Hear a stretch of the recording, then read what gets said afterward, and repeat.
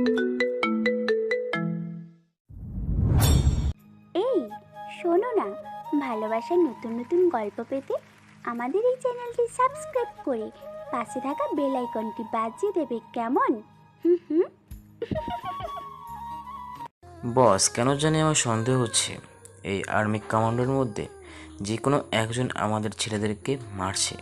দেখছেন না, যেই ধরা পড়ছে তাদের হাতে আমাদের যে কোনো উপায় ছাড়িয়ে নিল, পরের দিন খবর আসে সে মারা গিয়েছে।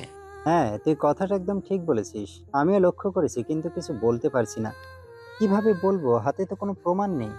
তাহলে এখন কি করা যায় কিছুই তো বুঝতে পারছি না। এভাবে যদি এক এক করে সবাই খতম হতে থাকে, তাহলে আমার এই সাম্রাজ্য তো নিমেষের মধ্যেই সব ধুলোয় মিশে যাবে। আমি বলতে চাচ্ছি কি স্যার, যেভাবেই হোক আমাদের তাদের বের করতেই হবে। কে এই কমান্ডো যে আমাদের সব ছেলেদেরকে মারছে এভাবে। আর বিশেষ করে স্যার আমাদের একজনের সন্দেহ হচ্ছে, বাট ও ওরকম মনে হয় না। আবহাওয়া কিন্তু ও যতগুলো মিশনে গিয়েছে সবগুলো কমপ্লিট করেই তবে ফিরেছে। কিছুদিন আগে শুনেছি যে রাঙামাটি আমাদের দেশের কয়েকজন আর্মিরকে আটকা পড়েছিল। তাদের 100 জনকে ওই চীনের কর্মী ধরে রেখেছিল। সেখানে শুধু স্বাধীনতা আর তার বন্ধুনতা গিয়ে 100 জনকে মেরে সেখান থেকে সব সব আর্মিজন 4কে নিয়ে ধরে আসছে। ইমরান শিকদারের চামচা আর তার ডান হাতের কথা শুনে ইমরান শিকদারের মাথায় চিন্তার ছাপ স্পষ্ট দেখা দিল। ইমরান শিকদার ভাবতে লাগে, একা যদি 100 জনকে মেরে ফেলে বন্ধুরা মিলে, আর তাদের কোনো ক্ষতি করতে পায়নি, ওদের সামনে তো 1000 জনও কোনো বিষয় না। এইসব ভাবতে লাগে ইমরান শিকদার। সিগারেটের শেষ অবধি ফেলে দিতে দিতে বলে, দেখ, যারা 5 জন মিলে 100 জনকে মেরে ফেলতে পারে, আর 100 জন মিলে 5 জনের কোনো ক্ষতি করতে পারে না, তুই তাদের সামান্য কিছু মনে করিস না? ওরা অসামান্য কিছু। তাই বলে কি এইসব নিয়ে বেশি বাড়াবাড়ি না করে চুপচাপ থাক? আর আমাদের সবাইকে সতর্ক হতে হবে। ওরা কিভাবে ইনফরমেশন পায় সেই সব লিঙ্কগুলো বন্ধ করে দিতে হবে। আর ধীরে ধীরে সবকিছু গুটিয়ে এই দেশ থেকে পালাতে হবে। বুঝতে পারছি বস, আপনি কোনো টেনশন নিয়েন না, আমি সব দেখে শুনে রাখবো। আর আজকে রাতে তো আমাদের একটা বড় শিফট রাশিয়া থেকে আসবে। যে ইউরেনিয়ামগুলো বাংলাদেশের বর্ডারের পার করে যদি কোনোভাবে মালয়েশিয়ায় পাঠিয়ে দিতে পারি, তাহলে আমরা প্রায় 100 কোটি টাকা পাবো। আরে টেনশন করবো না, কি করবে? 100 কোটি টাকার ডিল। আর ওর মধ্যে ইউরেনিয়াম আছে প্রায় 100 বিলিয়ন কোটি টাকার। যদি কিছু হয়ে যায়, তাহলে আন্ডারওয়ার্ল্ডের সব ডন আমাকে মেরে ফেলবে। ভাববে তারা যে আমি এত কোটি টাকার মাল দেখে লোভ সামলাতে পারি নাই। তাই বলি কি, যেভাবেই হোক এই দিনটা কোনোভাবে যেন মিস্টেক না হয়। তাহলে কিন্তু আমাদের অবস্থা একদম শেষ হয়ে যাবে, আর জীবন নিয়ে বাঁচতে পারবো না। ঠিক আছে বস, আপনি কোনো টেনশন নিয়েন না। তারপর ইমরান শিকদার গোডাউন ঘর থেকে বের হয়ে এই পাশ ওই পাশটাকে শুনশান নীরবতা দেখে তারপর গাড়ি করে গোডাউন ঘর থেকে বের হয়ে আসে। অন্যদিকে যে তার প্রত্যেকটা নজর একজনের চোখে ধরা পড়ে গেল, এইটা সে বুঝতে পারে না। স্বাধীন, আজকে কনফার্ম ডিল হবে, অনেক অনেক টাকা। তাই যেভাবেই হোক আমাদের এই দিনটা নষ্ট করে দিতেই হবে। আর ওর মধ্যে ইউরেনিয়াম আছে, আর ওইটা মালয়েশিয়া যাবে। আমি আজকেই ইমরান শিকদারের গোডাউন ঘর থেকে বের হয়ে যেতে দেখলাম, আর গোডাউন ঘরের মধ্যে লাগিয়ে রাখা সিসি ক্যামেরা আর মাইক্রোফোনে স্পষ্ট ছবি দেখেছি এবং শুনেছি। কি বলছিস তুই? সত্যি বলছিস?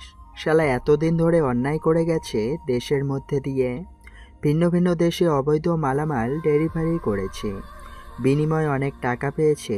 শালাকে আজকে ভাগ মতো ধরেছি। আর শোন, সবাইকে খবরটা জানিয়ে দে, চট্টগ্রাম বন্দরে সব কিছু আটকে ফেলবো। আর রেডি হয়ে নে, আমাদের এখন বের হতে হবে। আচ্ছা ঠিক আছে, আমাদের গুপ্ত গুহা থেকে আমি সব কিছু নিয়ে গাড়ি করে তোর বাসার সামনে এসে কল দিলেই নেমে আসিস। আর সবাইকে আমি এখনই বলছি। ঠিক আছে। কথাটা বলে যেই না স্বাধীন পিছনে ফিরতে যাবে, অগ্নি দেখতে পায় তার বোন রাগী দৃষ্টিতে তাকিয়ে আছে। স্বাধীন অবাক হয়ে যায়, ভীত হয়ে যায়। আরে আপু, তুই এত রাতে আমার রুমে? এত ঢং করতে হবে না, আগে এটা বল, এত রাতে উপুর হয়ে শুয়ে মনোযোগ দিয়ে কার সঙ্গে কথা বলছিলি? না মানে আপু, জরুরি একটা কল এসেছে। সব বন্ধু মিলে গ্রুপ স্টাডি করে একটা প্রজেক্ট দিয়েছে, ওইটা তৈরি করতে হবে যেভাবেই হোক আগামী 2 দিনের মধ্যেই। তাই এখন বাসা থেকে বের হতে হবে।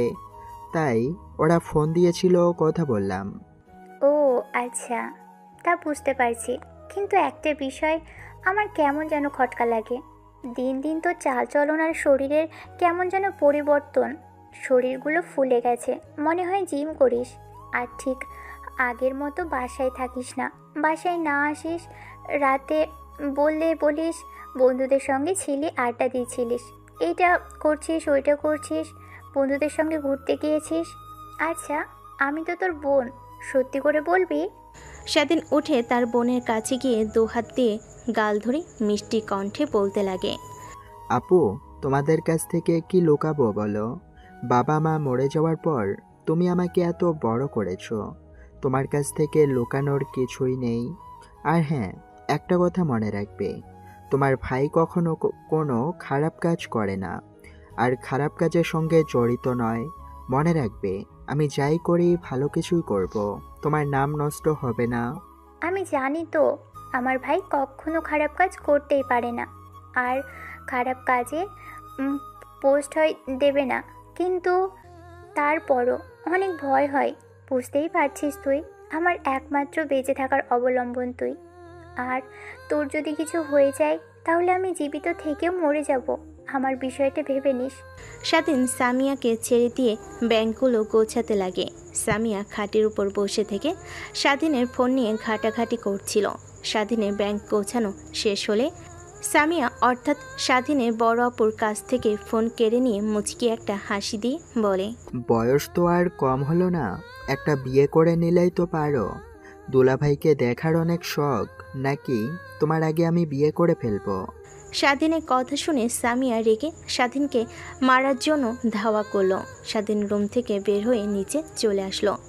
দরজায় দাঁড়িয়ে সামিয়া বলতে লাগে, কই যাচ্ছিস তুই? হ্যাঁ, দাঁড়া দাঁড়া, দেখাচ্ছি তোকে মজা। বিয়ে করবি, আর আমার বিয়ে নিয়ে তোকে এত ভাবতে হবে না। তুই প্রতিষ্ঠিত হবি, তারপর আমি বিয়ে করব। না হলে আমার জামাই আবার তোকে দেখতে পারবে না। তখন তোকেই সামলাবো না তোর দুলাভাইকে? আমাকে তোমার সামলাতে হবে না, আমাকে সামলানোর জন্য তোমার কিউট ছোট ভাইয়ের একটা গার্লফ্রেন্ড আছে, ও যথেষ্ট। তুমি তোমার ভবিষ্যৎ জামাইয়ের দিকে নজর দাও। আর এটাও একটা কথা, তোমার মতো দজ্জাল মেয়েকে আবার কে বিয়ে করবে? আমাকে দেখতে হবে কোনো ল্যাংড়া ঘোড়া রিক্সাওয়ালা চাচাকে পাই কিনা। স্বাধীনের কথা শুনে সামিয়া আরও রেগে যায়। স্বাধীন মুখ ভেঙচি দিয়ে গাড়িতে উঠে বসে। স্বাধীনের বন্ধু গাড়ি স্টার্ট দিয়ে যেতে লাগে। গাড়ি চালাতে চালাতে স্বাধীনের বন্ধু স্বাধীনকে উদ্দেশ্য করে বলতে লাগে, আরে তোর কি আপুকে না রাগালে ভাত হজম হয় না নাকি? যখনই তোকে নিতে আসি তখনই দেখি তুই আপুর সঙ্গে রাগারাগি করিস, না হলে এভাবে আপুকে রাগিয়ে দিচ্ছিস। তখনই পেছন থেকে স্বাধীনের আর একটা বন্ধু বলে ওঠে, আরে হাতারাম, তুই এটা বুঝবি না। আসলে ওদের ভাই বোনের মধ্যে অনেক ভালো সম্পর্ক, তাই ওরা দুজনের সঙ্গে এমন ব্যবহার করে। আসলে ওরা মজা করে, সিরিয়াস কিছু না। ও আচ্ছা, তাহলে এই ব্যাপার, আর আমি তো বুঝতেই পারিনি। হয়েছে, তোকে আর এত কিছু বুঝতে হবে না। এখন সামনের দিকে তাকিয়ে গাড়ি চালা, খুব দ্রুত যেতে হবে। আর আমার বন্দরে থাকা লোককে ফোন দিয়েছিলাম, শুনেছি যে সিট এসেছে, যে কোনো সময় গাড়ি চলে আসতে পারে। আনুমানিক রাত 3টার সময় গাড়ি চলে আসবে। এখন সিলেটে আছে। তারপর স্বাধীনের বন্ধু মনোযোগ দিয়ে গাড়ি চালাতে লাগে। স্বাধীন ল্যাপটপ ওপেন করে সব বুদ্ধি দিতে লাগে কে কোথায় থাকবে কি করবে। গাড়ি চালাতে চালাতে স্বাধীনের বন্ধু সব কিছু দেখতে লাগে। সব কিছু দেখানো হলে সব অস্ত্র শস্ত্র রেডি করতে লাগে। সবাই তাদের পোশাকাদি পরিধান করে নেয় বলে প্রয়োগ টুইটার হেলমেট সব কিছু। একটু পর তারা চট্টগ্রাম বন্দরে চলে আসে। অপেক্ষা করতে লাগে ঘড়ির দিকে তাকিয়ে। দেখে রাত 2টা বাজে। প্রায় 2:40-এর দিকে একটা বড় কন্টেনার ভর্তি গাড়ির ভিতরে প্রবেশ করে স্বাধীন আর তার বন্ধুরা। বুঝতে পারে যে এর মধ্যে রয়েছে ইউরেনিয়াম, তাই তারা গাড়ি থেকে নেমে যায়, যে যার পজিশন নিয়ে নেয়।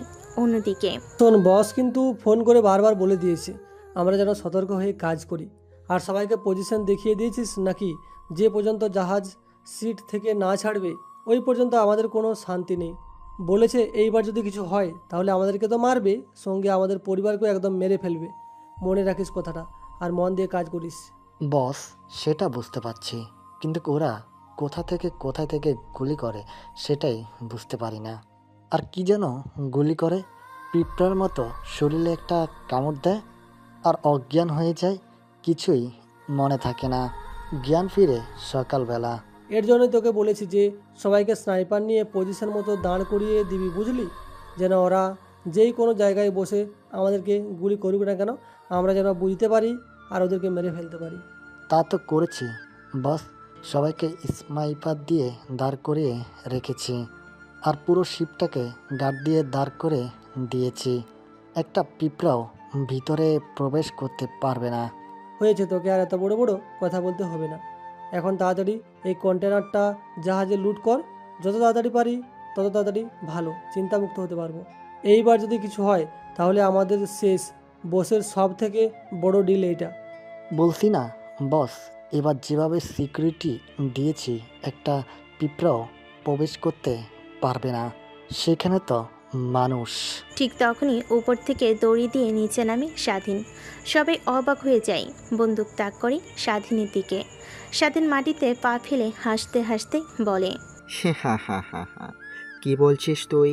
পিঁপড়া আসতে পারবে না ভিতরে? তাহলে তো আমি পিঁপড়া না রে, আমি মানুষ। আর তোর সিকিউরিটি দেখে ওরা ঘুমাচ্ছে, ঘুমের ঔষধ খাইয়ে দিয়ে এসেছি, এখন তোদেরকেও দেব ডোজ। কে তুই? প্রত্যেকবার আসিস, আমাদের কোটি কোটি টাকার সম্পত্তি নষ্ট করে দিয়ে যাস। তোর মাস্কটা একবার খুল দেখি, তুই কে? তোর সাহস কত? আমার সাহস তোকে দেখতে হবে না, তুই পিছনের দিকে তাকালেই সব বুঝতে পারবি। স্বাধীনের কথা শুনে ছেলেটা পিছনের দিকে তাকায়, দেখে সবাই দৌড় লাগিয়েছে।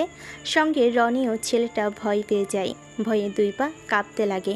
পিছন থেকে ছেলেটা বারবার বলতে লাগে, বস কই যান?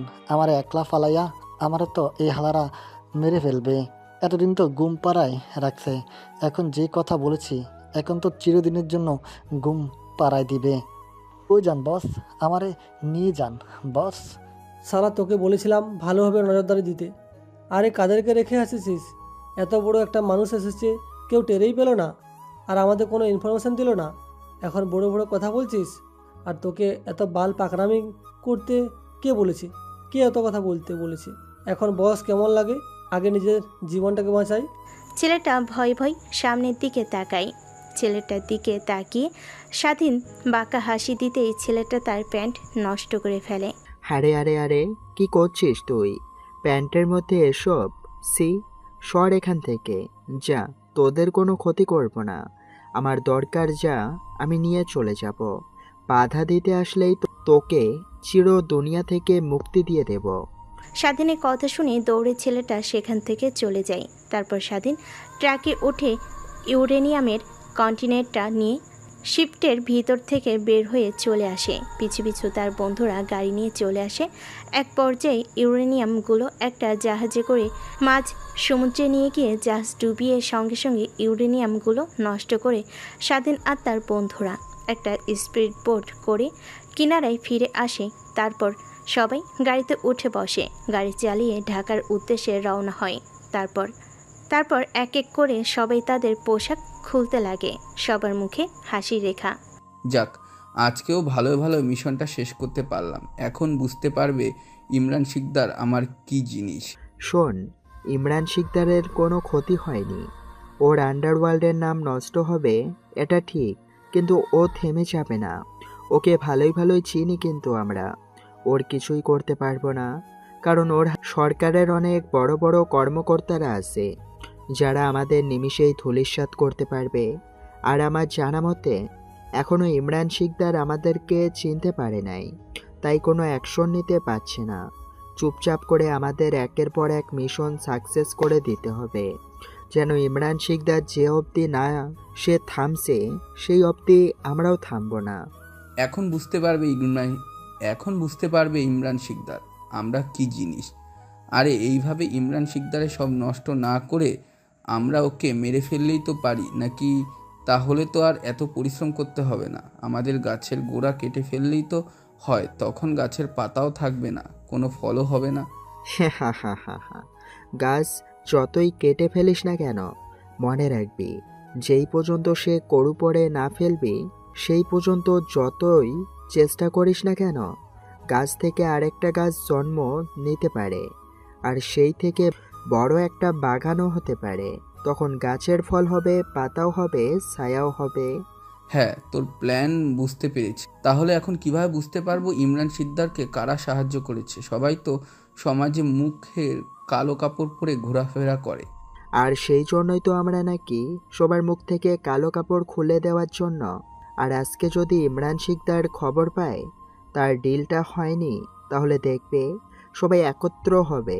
আর আমাদের ইমরান শিকদারকে সব সময় করা নজরদারিতে রাখতে হবে, কারণ আমার যা মনে হয় ইমরান শিকদার রেগে যাবে আর সব বড় বড় কর্মকর্তার সঙ্গে কথা বলতে আসবে, কারণ আন্ডারওয়ার্ল্ডের সবাই এখন ওকে মারতে মরিয়া হয়ে পড়বে। তখন আমরা আন্ডারওয়ার্ল্ডের ডনদেরও মেরে ফেলবো, এক ঢিলে দুই পাখি। তারপর স্বাধীন সবাইকে তার প্ল্যানের কথা বলতে লাগে। সবাই স্বাধীনের কথাই একমত হয়। গাড়ি চলতে লাগে। কিছুক্ষণ পর গাড়ি বন্ধ করে সবাই ক্লান্ত থাকায় গাড়ি সাইড করে ঘুমিয়ে পড়ে। অন্যদিকে উত্তর বাচ্চা, তোর এত বড় সাহস আমাকে কিস করিস? তুই জানিস আমি কে? আমার ভাইয়া এই জেলার পুলিশ সুপার, আর তুই কি না আমাকে কিস করিস? জানিস তোকে কি হাল করবে আমার ভাইয়া? তোকে আজীবনের জন্য জেল খাটাতে পারবে। আপু প্লিজ, আপু আপু ক্ষমা করে দেন প্লিজ। আসলে আমরা বুঝতে পারি নাই যে আপনি এত পাওয়ারফুল একজনের বোন। প্লিজ আমাকে ক্ষমা করে দেন। আর কখনো কোনো মেয়েকে কিস করা তো দূরের কথা, মেয়েদের দিকে তাকাবো না। না না না না না না, তোদেরকে ছাড়া যাবে না, তোরা সুবিধার না। আজ আমাকে, কাল অন্য মেয়েকে টিচ করবি, বলবি সরি। তোদের জন্য এই ভার্সিটিতে ভদ্র নম্র গরিব ঘরের মেয়েরা টিকতেই পারে না। সবাইকে টিচ করিস তোরা। তোদেরকে তো এভাবে ছাড়া যাবে না। ভাইয়াকে আগে ফোন করি, তারপর তোদের একটা ব্যবস্থা নিচ্ছি আমি। আপু পায়ে ধরছি আপনার, প্লিজ এবারের মতো ক্ষমা করে দেন। আর জীবনে করব না এই কান ধরে বলছি, প্লিজ এবারের মতো ক্ষমা করে দেন প্লিজ আপু প্লিজ। ছেলেগুলোর কাণ্ড দেখে স্বাধীন হাসতে লাগে। অনেক মানুষের সমাগম দেখে স্বাধীনের বোন অর্থাৎ ভার্সিটির ম্যাডাম সেদিকে এগিয়ে আসে। ভিড় সামনে গিয়ে দেখে ছেলেগুলো কান ধরে নেহার কাছ থেকে ক্ষমা চাইছে। কি হয়েছে এখানে? সবাই এভাবে গোল হয়ে আছো কেন? আর এরা এভাবে কান ধরে ক্ষমা চাচ্ছে কেন নেহা? কি হয়েছে? ম্যাম বলবেন না, এই ছেলেগুলো আমাকে টিচ করেছে। আমি আসতে নিয়েছিলাম, তখন আমার ওড়না ধরে ফেলে, আজে বাজে কথা বলছিল। কিন্তু ওরা তো জানে না আমি কে। এই জেলার পুলিশ সুপারের একমাত্র বোন। আমি ওদের কি হাল করতে পারি ম্যাম, ওরা জানে না। ভাইয়াকে ফোন করব বলেই ওরা পা ধরে কান্নাকাটি করছে। বলেন ওদেরকে আজ ছেড়ে দিলে কাল ওরা আরও বেশি কিছু করবে। নেহা, ওদেরকে ক্ষমা করে দাও। যেহেতু ক্ষমা চাচ্ছে, ক্ষমা করে দাও। নেক্সট টাইম যদি দেখো কারোর সঙ্গে এমন ব্যবহার করছে, তারপরে এর একটা ব্যবস্থা নিও। ছেলেগুলো সবার সামনে এভাবে কান ধরে রয়েছে। ম্যাম অর্থাৎ সামিয়ার কথা শুনে সবাই হাসতে লাগে। ছেলেগুলো করুণ দৃষ্টিতে সামিয়ার দিকে একবার নেহার দিকে তাকায়। তারপর নেহা সবাইকে ক্ষমা করে দেয়। সবাই দৌড়ে সেখান থেকে চলে যায়। দেখতে দেখতে সবাই যে যার ক্লাসে চলে যায়। নেহা তার ক্লাসের দিকে যেতে যাবেন, অনেক পিছন থেকে সামিয়া বলতে লাগে, নেহা এদিকে আসো, একটু শোনো। হ্যাঁ ম্যাম বলুন, কি বলবেন? না মানে, তুমি যে বললে তোমার ভাই এই জেলার পুলিশ সুপার, আসলেই কি সত্যি? তুমি তো খুব অল্প দিন ধরে এসেছো, তোমার সম্পর্কে তেমন কিছু জানি না। হ্যাঁ আপু, আসলেই সত্য, বাট আমি কাউকে বিষয়টা জানাতে চাই না।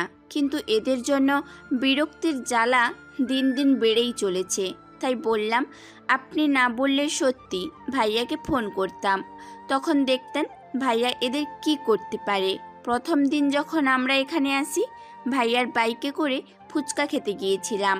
তখন রাস্তার কিছু ছেলে আমাদেরকে বাজে বাজে কথা বলতে লাগে। তখন ভাইয়া তার ফোন বের করে কল করলে পুলিশ এসে ছেলেগুলোকে দৌড় দিতে পুলিশগুলো ধরে ফেলে। তারপর আমার কাছে আর ভাইয়ার কাছে এসে ক্ষমা চায় পা ধরে। হ্যাঁ হ্যাঁ, ঠিক বলেছ, সত্যি। হ্যাঁ ম্যাম, সত্যি। তারপর ভাইয়া ক্ষমা করে দেয়। ছেলেগুলো এখন আমাকে দেখলে মাথা নিচু করে সালাম দিয়ে যায়। তারপর নেহা আর স্বাধীনের বোন দুজনে মিলে আড্ডা দিতে লাগে। একটা গাছের নিচে বসে থেকে দুজনে কথা বলতে লাগে। নিমিষেই দুজন ভালো বন্ধু হয়ে যায়। তারপর নেহা তার ক্লাসরুমে চলে যায়, স্বাধীনের বোন তার কেবিনে চলে যায়। ক্লাস শেষ হলে ভার্সিটি ছুটি হলে নেহা তার গাড়ি নিয়ে বের হয়। স্বাধীনের বোন ভার্সিটির সামনে রিকশার জন্য অপেক্ষা করতে লাগে। নেহা স্বাধীনের বোনের সামনে এসে গাড়ি দাঁড় করিয়ে গ্লাস নামিয়ে মাথা বের করে বলে, ম্যাম কোথায় যাবেন? আসেন, গাড়িতে উঠে বসেন, আপনাকে নামিয়ে দিয়ে যাই। না না না, তা দরকার হবে না, তুমি যাও। আমার বাসায় এখান থেকে এই একটু যেতে হবে, আমি একটা রিক্সা নিয়ে নিব। আরে ম্যাম সমস্যা নেই তো, আসেন ভেতরে এসে বসেন। তারপর নেহা গাড়ি থেকে নেমে সামিয়াকে জোর করে গাড়িতে নিয়ে আসে। তারপর সামিয়ার সঙ্গে কথা বলতে লাগে আর ড্রাইভারকে রাস্তা দেখিয়ে দিতে লাগে। ম্যাম আপনার বাসায় এইদিকে আগে তো কখনো বলেন নেই, আর আমার বাসাও তো এইদিকে। কি বলছো তুমি? সত্যি আমার বাসা তো সামনে, যে মসজিদটা আছে তার একদম পাশে। আল্লাহ ম্যাম, আমার বাসা তো ঠিক রাস্তার সামনে, অর্থাৎ আমি আপনার বাসার সামনের বাসায় উঠেছি। কি বলো তুমি? তোমার পরিবার দিয়ে কি সরকার থেকে কোয়ার্টার কিংবা থাকার জায়গা দেয়নি যে তোমরা এই আবাসিক এলাকায় এসে হ্যাঁ ম্যাম, রয়েছো? দিয়েছে, কিন্তু ওইখানে শুধু ভাইয়া থাকে, আর কেউ থাকে না। আর বাবা মার ভালো লাগে না পুলিশের মধ্যে থাকতে, তাই আমরা এখানে বাসা ভাড়া নিয়ে রয়েছি। কি বলো তুমি? তোমার ভাইয়া একা থাকে? তোমার কোনো ভাবি নেই? না ম্যাম, আমার ভাইয়া এখনো বিয়ে করেনি, তাই আমার ভাবি নেই। কিন্তু আপনার মতো একটা কিউট একটা মেয়ে খুঁজছি, কিন্তু পাচ্ছি না ভাইয়ার জন্য। নেহার কথা শুনে সামিয়া রেগে নেহার দিকে তাকায়। সামিয়া বুঝতে পারে বিষয়টা, তাই নেহার হাত জড়িয়ে ধরে ন্যাকামি করে বলতে লাগে, ম্যাম এভাবে তাকিয়েছেন কেন? আমি কিন্তু অনেক ভয় পেয়েছি। আর আমি তো শুনেছি আপনি এখনো বিয়ে করেননি, আনম্যারিড। তো কি হয়েছে? আপনাকে আমার অনেক পছন্দ হয়েছে। যদি আপনি চান বাবা মার সঙ্গে কথা বলতে পারি আমি। দেখো, আমার একটা ভাই আছে, ছোট, লেখাপড়া করছো এখনো। আমার ইচ্ছে আমার ভাইকে প্রতিষ্ঠিত করে তবেই বিয়ে করব, যতই বয়স হোক না কেন। আর আমার ভাইয়ের আমার ব্যতীত কেউ নেই, মা বাবা সেই ছোটোবেলায় মারা গিয়েছে। আমার ভাইকে আমি অনেক স্ট্রাগল করে এত দূর নিয়ে এসেছি, তাই সেই পর্যন্ত ওকে একটা ভালো জব আর পারফেক্ট লাইফ দিতে না পারছি, সেই পর্যন্ত আমিও বিয়ে করব না। ও আচ্ছা, তাহলে এই ব্যাপার। ম্যাম সমস্যা নেই, আমার ভাইয়াও এখন বিয়ে করতে চাচ্ছে না। নেহা, তুমি কিন্তু অনেক দুষ্ট হয়ে গেছো। আর এত ম্যাম বলতে হবে না, আমাকে যখন ভার্সিটিতে থাকো তখন ম্যাম বলো, আর ভার্সিটির সময় শেষ হলে আপু বলে ডেকো, সমস্যা নেই। আচ্ছা ঠিক আছে ম্যাম। ও সরি আপু।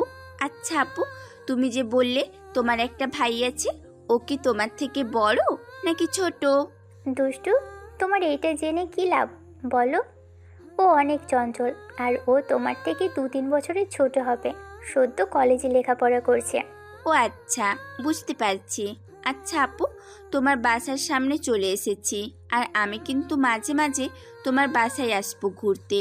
বাসায় একা একা ভালো লাগে না, মার সঙ্গে আর কতক্ষণ, ফ্রেন্ডও নেই। এইখানে নতুন এসেছি, তো তুমি তো নতুন ফ্রেন্ড কাম ম্যাম হলে। নেহার কথা শুনে সামিয়া তার মাথায় আলতো করে একটা মেরে গাড়ি থেকে বের হয়ে আসে। নেহাকে বাই জানিয়ে সামিয়া সোজা তার বাসায় ঢুকে পড়ে। অন্যদিকে নেহা তার গাড়ি ঘুরিয়ে বাসার ভিতরে প্রবেশ করে। বাসার ভিতরে গাড়ি ঢুকতে নেহা গাড়ি থেকে বের হয়ে রুমের দিকে যাচ্ছিল। ঠিক তখনই নেহার ভাই এসে সামনে দাঁড়ায়। আরে ভাইয়া, তুমি এই অবেলায় এখানে? আজকে ডিউটিতে যাওনি নাকি? না মানে গিয়েছিলাম, ভালো লাগলো না। তোর মা বাবার কথা অনেক মনে পড়ছিল, তাই চলে এসেছে। কিন্তু তুই তো ভার্সিটিতে ছিলি, তাই রুমে গিয়ে ব্যালকনিতে দাঁড়িয়ে কফি খাচ্ছিলাম। আচ্ছা, তোর গাড়িতে একটা মেয়েকে আসতে দেখলাম আমাদের বাসার সামনে, যে বাসা ও ভিতরে প্রবেশ করলো। মেয়েটাকে আর তোর সঙ্গে কি করে? ও ভাইয়া, উনি তো আমাদের ভার্সিটির ম্যাম, আমাদের পাশের বাসায় থাকে। ওনার গাড়ি নেই, রিক্সায় করে যাওয়া আসা করে, তাই লিফট দিয়েছি আর কি। আর চাইলে চান্স নিতেই পারো, সিঙ্গেল আছে। কি কি বলিস এইসব ফাজিল একটা, খাড়া তোরে দেখাচ্ছে মজা। কথাটা বলে নেহাকে দৌড় দেয় নেহার ভাই নেহাল। পিছু পিছু দৌড়াতে লাগে। অন্যদিকে সকাল হয়ে গেলে স্বাধীন ঘুম থেকে উঠে দেখে সবাই মরার মতো ঘুমাচ্ছে। এক এক করে সবাইকে ডাক দিতে লাগে। ভূত ভূত ভূত ভূত।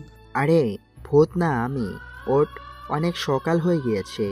ঘড়ির দিকে একবার তাকা, দেখ 8টা বাজছে।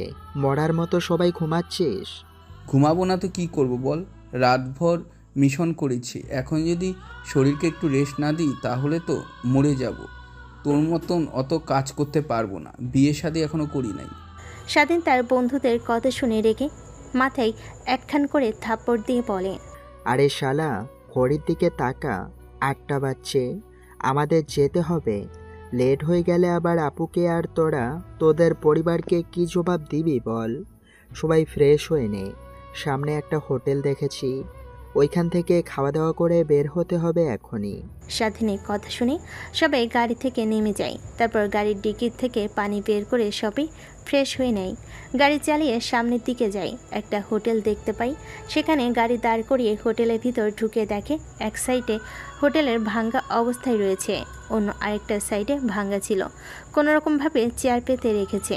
সেখানটা দেখে স্বাধীন ও তার বন্ধুরা অবাক হয়ে যায়। তারপর সেই চেয়ারে বসে পড়ে। স্বাধীনের বন্ধুরা বসতেই একটা ছেলে দৌড়ে আসে। ভাইয়া কি খাবেন বলেন? নদীর মাছ নাকি গোস্ত নাকি গ্রামের মুরগি না অন্য কিছু বলেন? আমাদের জন্য মাংস আর নদীর ছোট মাছ নিয়ে আসো, তাহলেই হবে। আর তোমাদের হোটেলের এই অবস্থা কেন?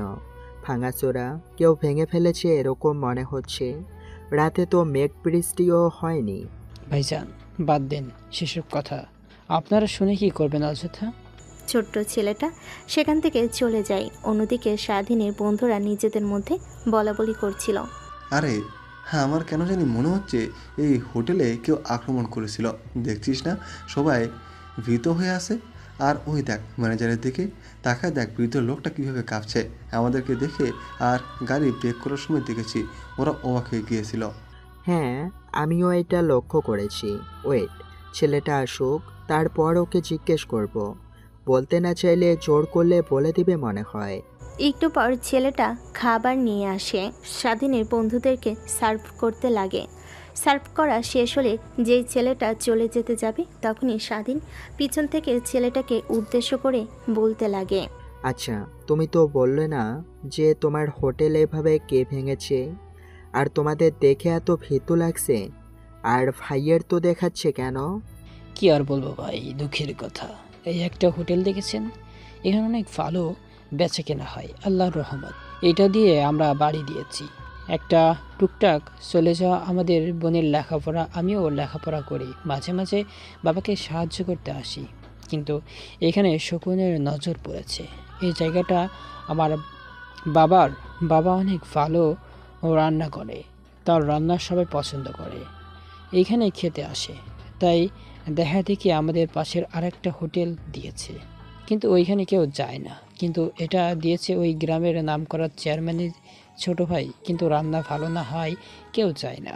আমাদের রান্না ভালো হয় আমাদের কাছে আসে, আর ওরা সহ্য করতে পারে না। ওরা আসে ফাংচুর করে যায় আর বলে আমরা যেন এই হোটেল বন্ধ করে ফেলি, না হলে আমাদের নাকি খবর আছে। আর বলেছে যদি হোটেল চালাতে চাই তাহলে আমাদেরকে ওরা যে হোটেল দিয়েছে তার খরচ দিতে হবে 50 লক্ষ টাকা। বলেন তো ভাই, এতগুলো টাকা কোথা থেকে জোগাড় করবো আমরা? বাবা চিন্তিত হয়ে আছে। বাবাকে দেখে অনেক খারাপ লাগছে আমার, কিন্তু কি আর করব, আমিও এখন ছোট আছি। ও আচ্ছা, এই ব্যাপার। আর তোমাদের উপরে জোর জবরদস্তি করেছে ওরা? আর কি বলেছে? সকালে আসবে টাকার জন্য? এখন তো সকাল, ওরা একবার আসুক টাকার জন্য, তারপর দেখাচ্ছি ওদের। স্বাধীনের কথা শেষ না হতেই পিছে এক এক করে 2টা প্রাইভেট কার ব্রেক করে, যেগুলো একদম স্বাধীনদের প্রাইভেট কারের মতো দেখা যায়।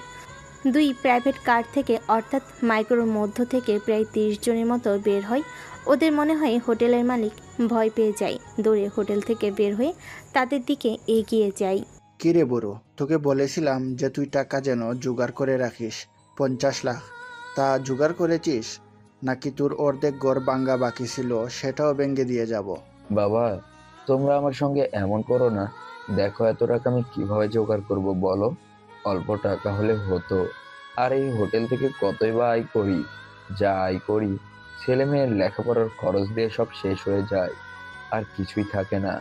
তোমাদের এত টাকা আমি কিভাবে পূরণ করব? তারপর আমি চেষ্টা করছি বাড়ির পাশের জায়গাটুকু বিক্রি করে দেব, কিন্তু তাও এতগুলো টাকা কোনোভাবে জোগাড় হচ্ছে না। আমাকে আর কিছুদিন সময় দিন, আমি ঠিক টাকা জোগাড় করে আপনাকে দিয়ে দিব। আরে বুড়ো, তোকে অনেক সময় দিয়েছি, আর দিতে পারবো না। আর যদি না পারিস তাহলে এই দোকান থেকে চলে যা। ভাঙবো না, এইখানে আমরা কাজ করব। আর যদি বেশি বাড়াবাড়ি করিস তাহলে সব ভেঙে মুছে দিয়ে যাব। কথাটা বলেই সবাই হাসতে লাগে। বৃদ্ধ লোকটা মাটিতে লুটিয়ে পড়ে হামাগুড়ি দিয়ে তাদের দিকে 2 হাত জোর করে কান্না করতে লাগে আর আকুতি মিনতি করতে লাগে। বৃদ্ধ লোকটার কান্না করতে দেখে ছেলেগুলো আরও যেন মজা পায়, আরও হাসতে লাগে। স্বাধীনা তার বন্ধুরা হোটেলের মধ্য থেকে সব দেখছিল। রাগে যেন তাদের গা দিয়ে আগুন বের হতে লাগে, আর কন্ট্রোল করতে না পেরে তারা 5 জন বের হয়ে আসে। বৃদ্ধ লোকটাকে উঠে দাঁড় করায়। স্বাধীন আর তার বন্ধুদেরকে দেখে লোকগুলো বৃদ্ধাকে সরাই দিয়ে বলে, কি রে বল, এগুলো কি এনেছিস? আমাদের মারার জন্য নাকি? দেখেছিস ওরা মাত্র 5 জন আর আমরা 30 জনের মতো। ওরা তো আমাদের সামনে 1 সেকেন্ডও টিকতে পারবে না। তুই শুধু শুধু টাকাগুলো নষ্ট করেছিস। আর এই তোদের বলছি, যদি কোনো ক্ষতি করব না, আর তোদের মারার আমাদের কোনো দরকার নেই। স্বাধীনের অনেক হাসি পায়, কিন্তু নিজের হাসিকে আটকে রাখে।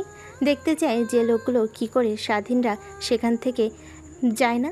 লোকগুলো একের পর এক বৃদ্ধ লোকটাকে হুমকি দিতে লাগে। স্বাধীনের রাগ উঠে যায়। স্বাধীন দৌড়ে যায়, গিয়ে যে লোকটা হুমকি দিচ্ছিল তার নাকে গিয়ে ঘুষি দিতে লোকটা খানিকটা দূরে গিয়ে নাক ধরে বসে পড়ে। লোকটা নাকে হাত দিয়ে দেখে রক্ত বের হচ্ছে।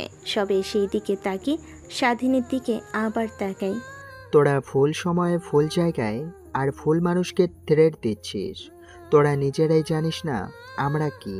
যদি নিজেদের ভুল স্বীকার করে আঙ্কেলের কাছ থেকে ক্ষমা চেয়ে আর তার যা ক্ষয়ক্ষতি করেছিস তার টাকা দিয়ে এইখান থেকে চলে যা, যদি বাঁচতে চাস।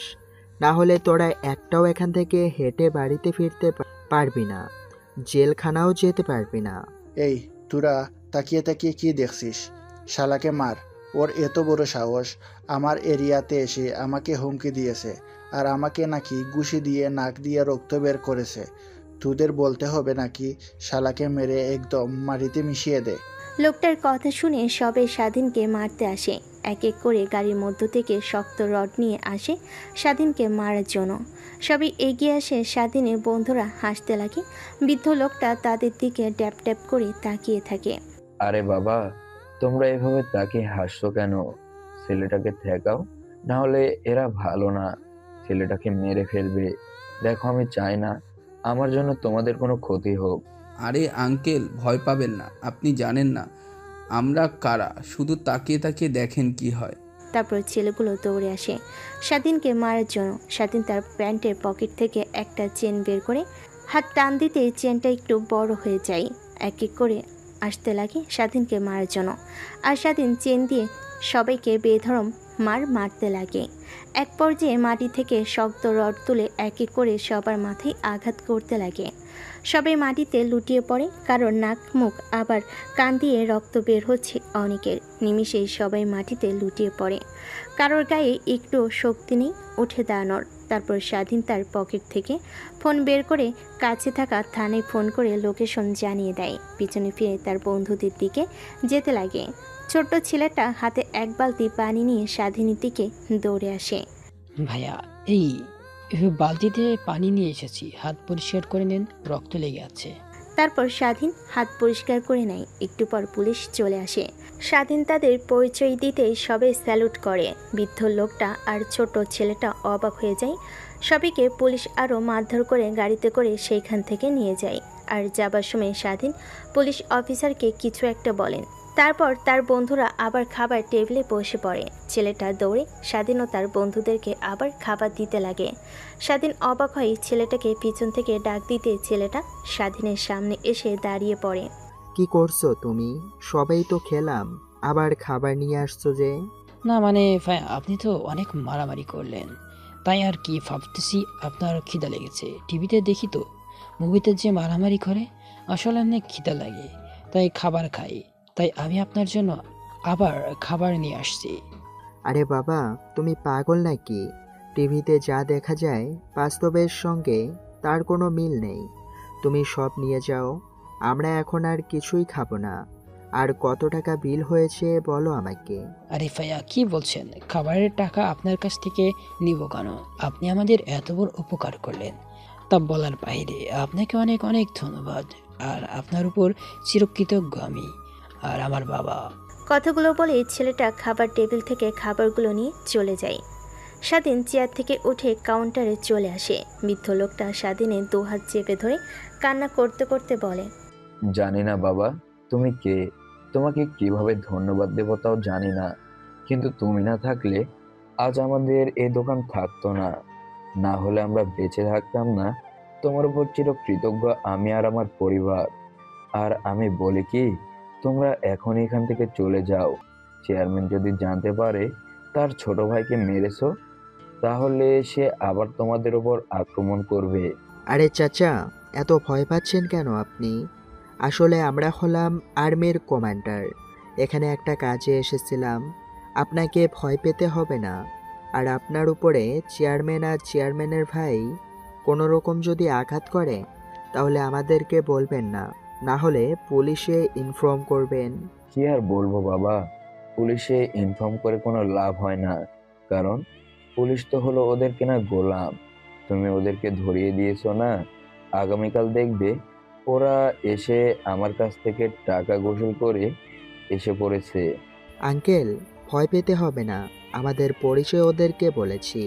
ওরা ভয় পেয়ে গিয়েছিল, ওরা ওদের ছাড়বে না। ওদের উপযুক্ত শাস্তি ওরা পাবেই। আর এই নেন আপনার টাকা। আরে বাবা, তুমি পাগল নাকি? আমার এত বড় উপকার করলে আবার আমাকে টাকা দিচ্ছ? তোমার যদি পুরো দোকান দিয়ে দিই তাও আমার মনে তৃপ্তি মিটবে না।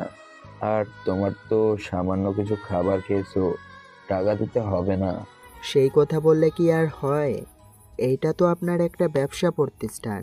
আপনার বাড়িতে এক সময় যাব, তখন আপনি আমাদের আপ্যায়ন করিয়েন। এখন আসি। কথাটা বলেই স্বাধীন মুচকি একটা হাসি দিয়ে লোকটাকে টাকা দিয়ে হোটেল থেকে বের হয়ে আসে। পিছন পিছন লোকটা দৌড়ে আসে। স্বাধীন ও তার বন্ধুদেরকে 2 কার্টুন মিষ্টি দিয়ে দেয়। ওরা হেসে মিষ্টিগুলো নিয়ে গাড়ি করে বেরিয়ে পড়ে ঢাকার উদ্দেশ্যে।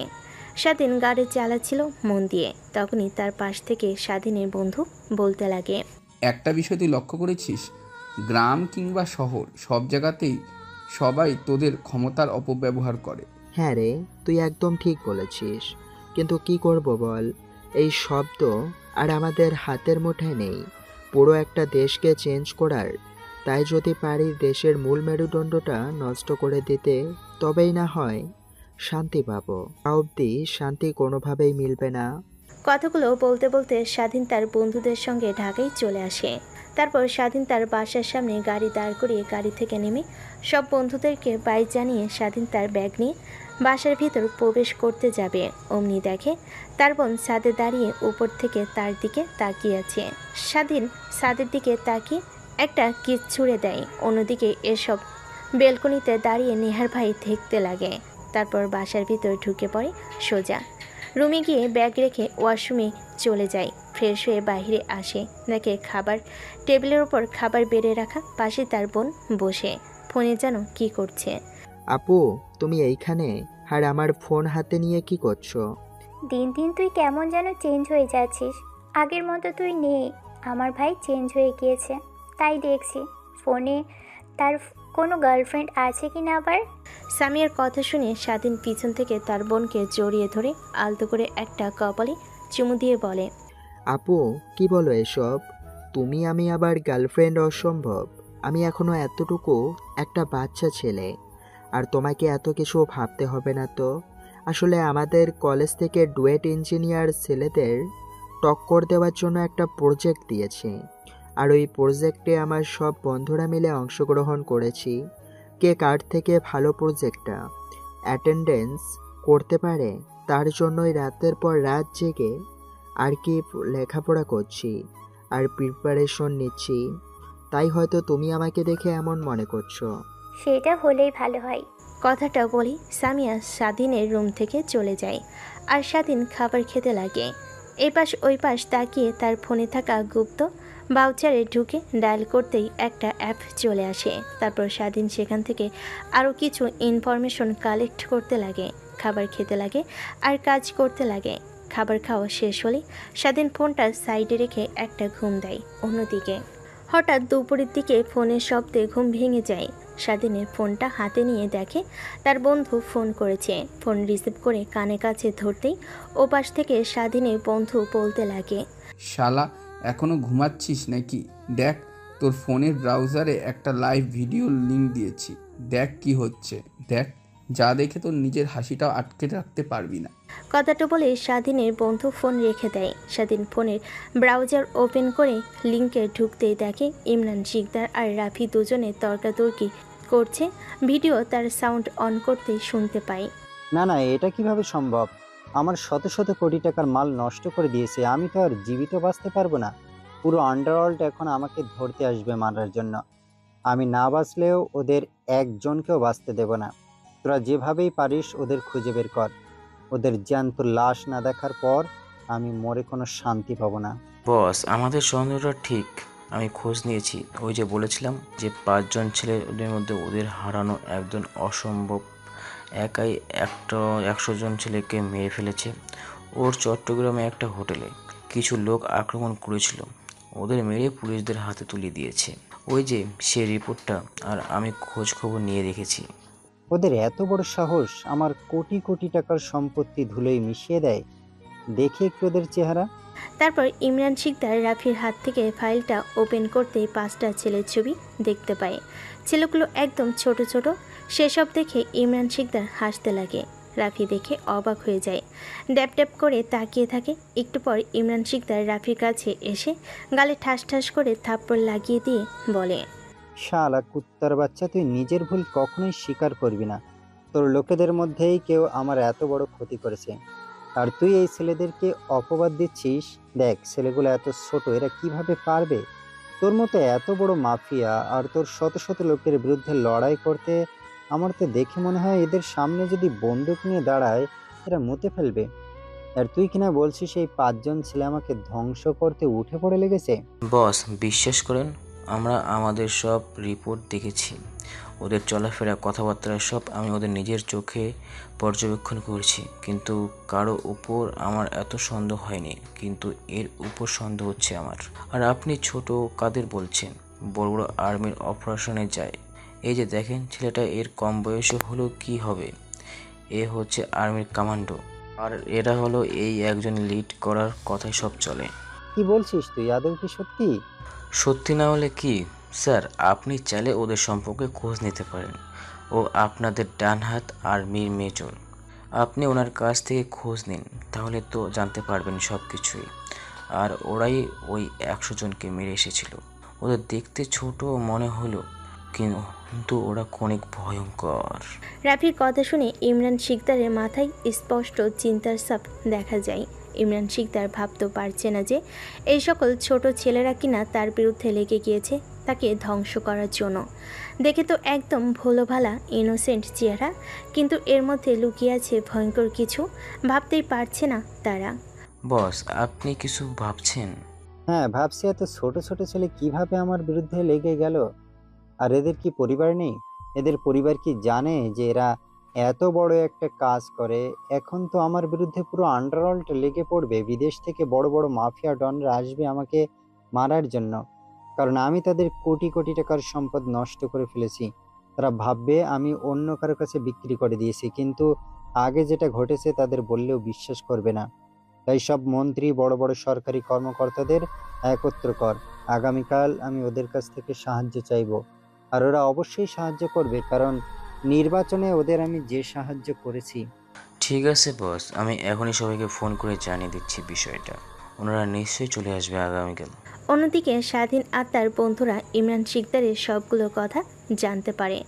স্বাধীনের মাথাও স্পষ্ট চিন্তা ভেসে ওঠে। সে ভাবতে লাগে, আমরা এত কিছু করলাম মানুষের অগোচরে, আমাদের পরিবার কেউ কিছু জানে না। তাহলে এখন ইমরান শিকদার জেনে গিয়েছে আমাদের ক্ষতি করতে না পারলেও আমাদের পরিবারদের ক্ষতি করবে। এইসব ভাবতে লাগে। ঠিক তখনই তার ফোন বেজে ওঠে। ফোনের স্ক্রিনের দিকে তাকিয়ে দেখে তার বোন। স্বাধীন চিন্তার কথা ছেড়ে দিয়ে ফোন রিসিভ করে কানে কাছে ধরে। কিরে আপু, এই ঘর থেকে ওই ঘরে তুই আবার ফোন করেছিস কেন? কিছু কি হয়েছে তোর? আরে না, কিছুই হয়নি। আসলে একটু বাইরে ঘুরতে বের হয়েছি আমার এক স্টুডেন্টের সাথে, তাই আগে তোকে জানিয়ে দিলাম যেন চিন্তা না করিস আমাকে নিয়ে। আর আমি ঠিক চলে আসবো সন্ধ্যা হওয়ার আগেই। আচ্ছা আপু, ঠিক আছে, তুমি নিজের খেয়াল রেখো। আর রাস্তার অবস্থা খুব একটা ভালো না, দেখো। হয়েছে, তোকে আর আমাকে নিয়ে চিন্তা করতে হবে না। তুই নিজেকে নিয়ে চিন্তা কর। আমি ঠিক সময় চলে আসব। আর টেবিলের উপরে তোর জন্য খাবার বেড়ে রেখেছি, সময় মতো খেয়ে নিস। হ্যাঁ, ওকে, ঠিক আছে আপু। কথাটা বলে স্বাধীন ফোন কেটে দেয়। স্বাধীনের চিন্তা হতে লাগে ইমরান শিকদার যে কথা বলল যদি তার বোনের কোনো ক্ষতি করে, কিন্তু ভাবতে লাগে ওদের খোঁজখবর বের করতে অন্তত তার একটা দিন লেগে যাবে। এই অল্প সময়ের মধ্যে কখনোই কিছু বের করতে পারবে না, এসব চিন্তা করছিল। আবার ফোন বাজতে লাগে। ফোন রিসিভ করে লাউড স্পিকারে দিয়ে ল্যাপটপ নিয়ে কাজ করতে লাগে। ভাই এখন কি করব? আমাদের সম্পর্কিত সব কিছু ইমরান শিকদার জেনে গিয়েছে। এখন আমাদের যদি কোনো ক্ষতি না করতে পারে, আমাদের পরিবারকে যদি ক্ষতি করে, তখন কি হবে ভাবতে পেরেছিস তুই? আমাদের জন্য আমাদের পরিবার নষ্ট হয়ে যাবে। তাদের নষ্ট হয়ে যাবে বলে কি ভাইয়া ইমরান শিকদারের কাছে গিয়ে ক্ষমা চাই? ওরা ক্ষমা করে দেবে আমাদের ছোট দেখে। আরে কি বলছিস তুই? তোর মাথা ঠিক আছে? আমরা আবার ক্ষমা চাইব? চিন্তা করিস না, কিছুই হবে না।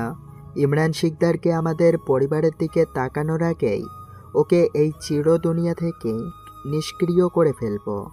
আর তোদের এইসব নিয়ে ভাবতে হবে না। মন দিয়ে যাদের যে কাজ দিয়েছি সেই কাজ কর। আর কোনো প্রয়োজন বা সমস্যা হলে আমাকে ফোন করিস তোরা, যেন পাকনামি করে কোনো কাজ না করিস। আর ইমরান শিকদারকে মারা শেষ হলে, ওর পুরো গ্যাংকে ধ্বংস করা শেষ হলে, আমি আর তোরা তোদের পরিবারকে সব সত্যি বলে দিব। আর্মি কমান্ডোর জোর আমরা। আচ্ছা ঠিক আছে, তা বুঝতে পেরেছি, এখন ফোন রাখি। আর ভাই আমার কিন্তু অনেক চিন্তা হচ্ছে। আমরা এখন যদি ইমরান শিকদারের কাছে গিয়ে ক্ষমাও চাই, তাও আমরা বাঁচতে পারবো না, আমাদের মেরে ফেলবে। এর থেকে মাথা নিচু না করে মাথা উঁচু করে শেষ নিঃশ্বাস পর্যন্ত লড়াই করে যাব। স্বাধীনের কথা শুনে সবাই সায় জানায়। তারপর স্বাধীন ফোন বন্ধ করে ল্যাপটপে কাজ করতে লাগে। কাজ করতে করতে অনেকটা সময় পার হয়ে যায়। ক্ষুধা লাগায়, খাবার টেবিলে গিয়ে খেয়ে নেয়। অন্যদিকে, আচ্ছা আপু, তোমার ছোট ভাইকে দেখতে কেমন? কোন ক্লাসে পড়ে? নেহার কথা শুনে সামিয়া বাইরে থেকে দৃষ্টি সরিয়ে নেহার দিকে তাকায়। ভুরু কুঁচকে উদ্দেশ্য করে বলতে লাগে, সেটা তুমি জেনে কি করবে? আর ও তোমার থেকে অনেক জুনিয়র। উল্টাপাল্টা কথা একদমই ভাববে না। তোমার ভাইয়া কিন্তু সামনে বসে আছে। ভাইয়াকে ভয় পাই কে? ভাইয়াকে দেখে বড় বড় ক্রিমিনালরাও ভয় পায়, কিন্তু আমি এতটুকু ভয় পাই না। কথাটা বলে নেহা তার ভাইয়ের মাথার চুল টানতে লাগে পিছন থেকে। আরে নেহা কি করছিস? স্যার ড্রাইভ করছি, দেখছিস না অ্যাক্সিডেন্ট করব কিন্তু। কথাটা বলা শেষ হতেই তাও নেহা ছেড়ে দেয় না। সামিয়া জোর করে নেহার হাত সরিয়ে দেয়। তারপর ভুরু কুঁচকে সামিয়ার দিকে তাকিয়ে থাকে। নেহার ভুরু কুঁচকে তাকিয়ে থাকা দেখে সামিয়া বলতে লাগে, দেখো, উল্টাপাল্টা কথা একদমই এখানে বলবে না। তুমি দিন দিন অনেক খারাপ হয়ে যাচ্ছ। আর এমনিতেও তোমাকে সরিয়ে নিয়ে আসলাম। গাড়ি অ্যাক্সিডেন্ট করলে তোমাদের সঙ্গে আমিও অ্যাক্সিডেন্ট করে মারা যাব। এর জন্যই, এর থেকে বেশি কিছু না। হ্যাঁ হ্যাঁ, বুঝতে পেরেছি। তো তুমি যে কিসের জন্য ভাইয়ার মাথা থেকে আমার হাত কেন সরালে তা বুঝতে পেরেছি। ভাইয়াকে মেরেছি তো, তাই তোমার লেগেছে, তাই না? নেহার কথা শুনে সামিয়া অনেকটাই লজ্জা পায়। নিজের দৃষ্টি নিচের দিকে তাকিয়ে বসে থাকে চুপ হয়ে। অন্যদিকে নেহার বড় ভাই সামিয়ার দিকে দেখতে লাগে, লজ্জা মাখা মুখটা আর মিটি মিটি হাসতে লাগে সানগ্লাসে। এটা নেহা দেখে তার ভাইকে উদ্দেশ্য করে বলতে লাগে, ভাইয়া এভাবে তাকিয়ে মিটিমিটি হেসে কোনো লাভ নেই, জাম নেই, তুমি কিছুই বলতে পারবে না। এর থেকে আমাকে বলো, আমি আপুকে বলে দিচ্ছি, মা বাবাকে বলে তোমাদের বিয়ে দিয়ে দিই। আমার কিন্তু ভাবি হিসেবে ম্যামকে সরি স্বামী আপুকে অনেক পছন্দ হয়েছে। জানি মা বাবার অনেক পছন্দ হবে। আপুটা অনেক হার্ডওয়্যার করে, এত দূর পর্যন্ত এসেছে জানো তুমি। নেহার কথা শুনে নেহার বড় ভাই বেশম খেয়ে ওঠে। সামিয়া তার ব্যাগ থেকে পানির বোতল বের করে নেহার ভাইয়ের দিকে এগিয়ে দিতে নেহার বড় ভাই পানির বোতল খুলে ঢকঢক করে খেতে লাগে। অন্যদিকে নেহা এসব দেখে মুচকি মুচকি হাসতে লাগে আর হাতে হাততালি দিয়ে বলতে লাগে, যা, এতদিন এই কাহিনী টিভিতে দেখেছি, আজ নিজের চোখেও দেখে ফেললাম। কত ভালোবাসা, কিন্তু কেউ কারোর সঙ্গে এখনো কথাই বলে নাই, তারপরে অঙ্গভঙ্গিতে বুঝিয়ে দিচ্ছে একে অপরকে কত ভালোবাসে। নেহার কথা শুনে নিজেকে আর সামলাতে না পেরে সামিয়া নেহার দিকে রাগীভাবে তাকিয়ে বলতে লাগে, ধ্যাৎ নেহা, তুমিও না দিন দিন অনেক বাজে হয়ে যাচ্ছ। আর একদম এরকম করলে আমি কিন্তু তোমাদের সঙ্গে ঘুরতে আসবো না। আমার ভুল হয়েছে তোমাদের সঙ্গে ঘুরতে আসা।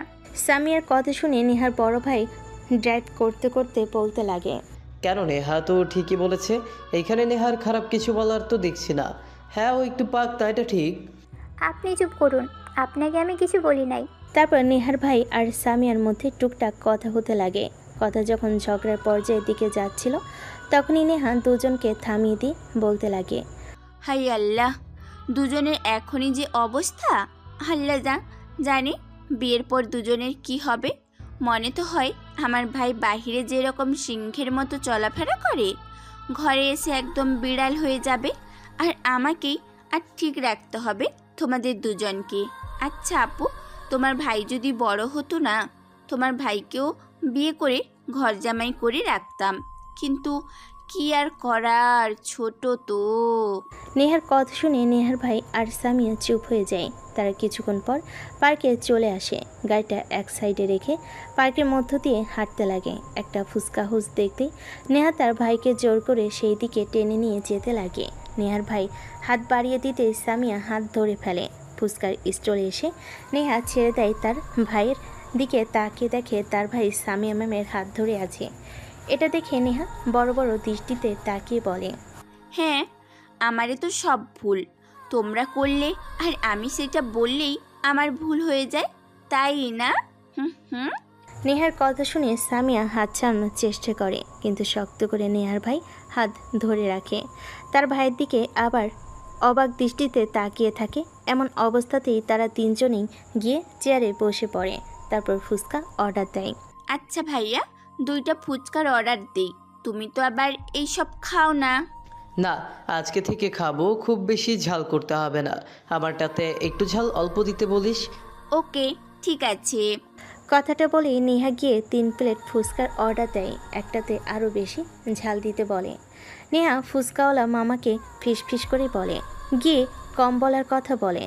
তাই সে সেই মতো ফুচকা নিয়ে তাদের দিকে যায়। একটাতে ঝাল বেশি দিয়ে কম বলেও সেটা নেহার বড় ভাই নিলে ঝাল খেতে লাগে। প্রথম ফুচকা মুখে দিয়ে বাইট দিতে ঝালে তার চোখ লাল হয়ে যায়। নেহা বুঝতে পারে নেহার ভাইয়ের হাত থেকে প্লেট পড়ে যায় ঝালে। সামিয়া এইটা দেখে তার ব্যাগ থেকে বোতল বের করে এগিয়ে দিতে যাবে। এর আগে নেহার ভাই সামিয়াকে কাছে এনে তার ঠোঁটের সঙ্গে ঠোঁট লাগিয়ে দেয়। সামিয়া অবাক হয়ে যায়। নেহা অবাক দৃষ্টিতে তার ভাইয়ের দিকে তাকিয়ে থাকে। দুজনেই কিস করতে লাগে। এভাবে প্রায় 5 মিনিট যাওয়ার পর ছেড়ে দেয়। ঝালে এখনও নেহার বড় ভাই হাঁ করে আছে। সামিয়া লজ্জা পেয়ে মাটির দিকে তাকিয়ে বসে থাকে। পাশ থেকে নেহা বলতে লাগে, এইটা কি হলো? কিছুই তো বুঝতে পারলাম না ভাইয়া। তুমি একটা পুলিশ হয়ে অন্য একটা মেয়ের মান সম্মানে এইভাবে হাত দিলে? জানতাম কোনো মেয়েকে ইপটিচিং কিংবা বাজে কোনো কাজ করলে পুলিশ সাহায্য করে, কিন্তু আজ পুলিশ হয়ে কিভাবে কি করলে? ধ্যাত, বাদ দে তো সেই সব কথা। আর আমারটাতে ঝাল কম দিতে বলছিলাম তোকে, উল্টো তুই আরও ঝাল বেশি দিয়ে এসেছিস। তুই জানিস না আমি ঝাল কম খাই, তাই তো ঝাল নিবারণ করার জন্য আর কি। ও আচ্ছা, বুঝতে পারছি। তা ভাইয়া, তোমার কি ঝাল নিবারণ হয়েছে নাকি না এখনো আবারও হবে? কথাটা বলে নেহা সামিয়ার দিকে তাকায়, দেখে রাগের দৃষ্টিতে সামিয়া নেহার দিকে তাকিয়ে আছে। তারপর নেহা একটু দূরে গিয়ে ফুচকা খেয়ে নেয়। তা ঠিক তখনই কিছু লোক গুলি হাতে নিয়ে তাদের দিকে এগিয়ে আসে। নেহার ভাইয়ের উপর গুলি বর্ষণ করতে লাগে। নেহার ভাই সামিয়ার হাত ধরে সেখান থেকে উঠিয়ে দৌড় দিতে লাগে। নেহা অবাক হয়ে সেখানেই মূর্তি হয়ে দাঁড়িয়ে থাকে। ঠিক তখনই পিছন থেকে একটা ছেলে এসে নেহার কপালে বন্দুক তাক করে ধরে রাখে। ঠিক তখনই স্বাধীনের ছেলেরা এসে হাতে লাথি দিয়ে বন্দুক হাতে নিয়ে ছেলেটা মাটিতে লুটিয়ে পড়ে। নেহা, সামিয়া, নেহার বড় ভাই সবাই অবাক হয়ে যায় এই অল্প কিছুক্ষণের মধ্যেই কি হলো। নেহার ভাই সামিয়ার হাত ধরে পার্কের মধ্যে দৌড়াতে লাগে। সে ভালো করে জানে এগুলো ছেলের সঙ্গে সে একা পেরে উঠবে না। ঠিক তখনই স্বাধীন দৌড় লাগায় তাদের দিক পিছন থেকে ছেলেগুলোর উপরে আক্রমণ করতে লাগে। এক এক করে সবাইকে মেরে মাটিতে ফেলে দেয়। নেহার ভাই যখন দেখতে পায় তাদের পিছে আর কেউ নেই, অবাক হয়ে যায়। পিছনে ঘুরে তাকাতেই তো স্বামী আরও বেশি অবাক হয়। পিছনে ঘুরে নেহার ভাই দেখে প্রায় 30 জনের মতো ছেলে মাটিতে লুটিয়ে পড়ে আছে আর এদিক ওদিক গড়াগড়ি করছে। কারো মাথা দিয়ে রক্ত, কারোর মুখ দিয়ে, কারোর নাক দিয়ে রক্ত বের হচ্ছে। স্বাধীন রেখে নেহার ভাইয়ের দিকে যায়। তার হাত থেকে স্বামীর হাত ছাড় নিয়ে পার্ক থেকে বের হয়ে বাসায় চলে আসে। অন্যদিকে নেহার ভাই অবাক হয়ে শুধু তাকিয়ে দেখে। একটু পর নেহা তার দিকে দৌড়ে আসে। নেহার ভাই নেহাকে জড়িয়ে ধরে কপালে চুমু দিয়ে বলে, বোন, তোর কিছু হয়নি তো? তোকে কোনো ক্ষতি করতে পারেনি ওরা? না ভাইয়া, কিছুই হয়নি। বাট ওই ছেলেটা এভাবে একা এতগুলো লোকের সঙ্গে ফাইট করলো, ও কি তোমার ডিপার্টমেন্টের ছেলে নাকি? না, আমার ডিপার্টমেন্টের কেউ না। আমিও তো চিনতে পারছি না। আর এইভাবে সামিয়ার হাত ধরে টেনে নিয়ে গেল। আচ্ছা, ছেলেটা কি হয় সামিয়ার? আরে ভাইয়া, আমিও তো সেইটাই বুঝতে পারছি না, কে এই ছেলেটা? এটা তো আবার ম্যামের ভাইও না তো। কিন্তু তা হতে যাবে কেন? ম্যাম তো বলল তার ভাইয়া ছোট আর সে তো কলেজে পড়ে। ধ্যাৎ, কিছুই মাথায় ঢুকছে না। এখন চলো তো এখান থেকে। আর তোমার পুলিশদেরকেও বলো এদেরকে যেন ধরে নিয়ে লকআপে রাখে। নেহার কথা শেষ হতে নেহার ভাই ফোন বের করে পুলিশ ফোর্সকে ফোন দিলেই তারা চলে আসে। সবাইকে গাড়িতে করে পুলিশ স্টেশনে নিয়ে যায়। তারপর নেহা আর তার ভাই দুজনেই গাড়ি করে সামিয়াদের বাসার সামনে এসে দাঁড়ায়। গাড়ি থেকে বের হয়ে নেহা আগে আগে নেহার ভাই নেহার পিছে পিছে আসতে লাগে। দরজার সামনে এসে কলিং বেল দিতেই একটু পরে এসে স্বাধীন দরজা খুলে দেয়। আপনারা কারা আর এইখানে কাকে চান? না, মানে এটা সামিয়া আপুর বাসা না? আর আপনি তো সামিয়া আপুকে এখানে জোর করে নিয়ে এসেছেন। হ্যাঁ, আর সামিয়া আমার আপু হয়। আচ্ছা, ভিতরে আসেন আপনারা। স্বাধীন পিছনে তাকিয়ে নেহার ভাইকে দেখে একটু রাগ হয়, কিন্তু ভেতরে নিয়ে আসে। নেহা আর নেহার ভাই এসে সোফায় বসে পড়ে। দেখে সামিয়া সোফায় বসে আছে। নেহাকে দেখতে পেয়ে উঠে দাঁড়ায়। ও, তোমরা এসেছো? তোমাদের কোনো ক্ষতি হয়নি তো? না, হয়নি। এই ছেলেটা আপনার ভাই বললেন অনেক ছোট, কিন্তু দেখি একাই এতগুলো লোকের সঙ্গে ফাইট করে আমাদের বাঁচিয়েছে। আমিও তো কিছু বুঝতে পারছি না। আর এরা কারা? হঠাৎ আমাদের উপর এভাবে আক্রমণ করলো? মানে কিভাবে যে বলি, আমি এই জেলার পুলিশ সুপার। অনেক লোক আসে আমার কাছে অন্যায়ের অনেক ডিল নিয়ে, কিন্তু সেগুলো অবৈধ কাজ, তাই আমি না করে দিই। কোটি কোটি টাকার ডিল আসলে আমি রাজি হই না। আমি সৎভাবে কাজ করতে চাই। আর হয়তোবা এই ছেলেগুলো তাদের লোক, কিংবা তারাই পাঠিয়েছে আমাকে মারার জন্য। আর বহুবার আমাকে থ্রেট দিয়েছে, কিন্তু আমি কিছু মনে করিনি। সরি, আমার জন্য আজ আপনার এত বড় ক্ষতি হতে নিয়েছিল। অন্যদিকে স্বাধীন দাঁড়িয়ে সব শুনছিল, কিন্তু সে ভালো করেই জানে এখানে নেহার ভাই না, সে অপরাধী। তার জন্যই তাদের উপর আজ আক্রমণ করতে নিয়েছিল। স্বাধীন চলে যায়, গিয়ে কপি করে নিয়ে এসে তাদের দেয়। তারপর নেহার ভাইয়ের পাশে বসে বলে, আই অ্যাম সরি। আসলে আমি তো অনেক রেগে গিয়েছিলাম। আমি আমার বোনকে কখনো একা বের হতে দেইনি। আমি সর্বক্ষণ থেকেছি। আর আমার বোন বাহিরেও খুব একটা যায় না, তো আপনাদের সঙ্গে বের হয়েছে আর এভাবে আক্রমণ হয়েছে, তাই রেগে গিয়েছিলাম। আরে না, এখানে সরি বলার কি আছে? তোমার জন্যই আজ আমরা বেঁচে গিয়েছি, না হলে বেঁচে ফিরে আসতে পারতাম না। তারপরে স্বাধীন, নেহার ভাই, নেহা, সামিয়া চারজনে মিলে কথা বলতে লাগে। এইভাবে অনেক রাত হয়ে যায়। তারপর নেহা আর তার ভাই বাসায় চলে যায়। স্বাধীন দরজা আটকে দিয়ে সোফায় বসে পড়ে। স্বাধীন কিছু বলতে যাবে, এর আগে সামিয়া স্বাধীনকে উদ্দেশ্য করে প্রশ্ন করে, আজ তোকে দেখে আমি একদমই চিনতে পারছি না। আমার ভাই কিনা সরল সোজা একটা ছেলে, সে কিনা একাই 30 জনকে মেরে মাটিতে ফেলে দিয়েছে। আর এক একজনের যে অবস্থা করেছে, মনে হয় না তারা আর কখনো এই অন্যায় কাজ করবে। আচ্ছা সত্যি করে বলবি ভাই, তুই কে? তোর এই শান্ত চেহারার মাঝে কিছু যে লুকিয়ে আছে, এটা আমি ঠিক ভালোভাবে বুঝতে পারছি। সামিয়া প্রশ্নের জবাবে স্বাধীন কি বলবে বুঝতে পারে না। আমতা আমতা করে বলতে লাগে, না মানে আপু, আসলে তখন কি যে হয়েছে আমার কিছুই বুঝতে পারলাম না। হঠাৎ করে ওদের উপর আক্রমণ করে বসলাম। আসলে তোমার দিকে কেউ তাকালে ওদের মতো অবস্থা করব। আর আমার কিছুই মনে নেই। মনে হলো পাগলের মতো হয়ে গিয়েছিলাম। তখন নিজেই বুঝতে পারি নাই। আমার কথা বাদ দাও, আগে তুমি এটা বলো, পাশে যে একটা ছেলে ছিল, কি যেন নাম? ও মনে পড়েছে, জিশান। জিশান ভাইয়া আর তোমার মধ্যে কি চলছে? হ্যাঁ।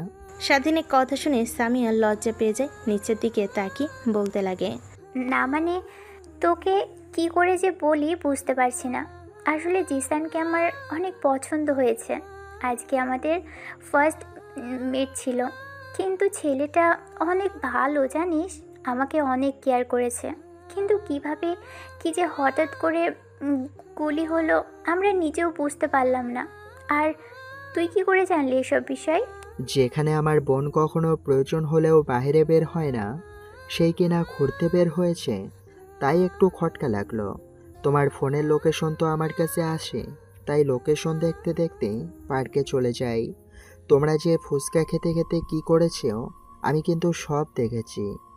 আচ্ছা, জিশান ভাই কি বিষয়টা জানাচ্ছি, আর ওনার পরিবারকেও বলছি যে হেতু আমাদের কেউ নেই, বড় বোনের বিয়ের কথা আমাকে বলতে হবে।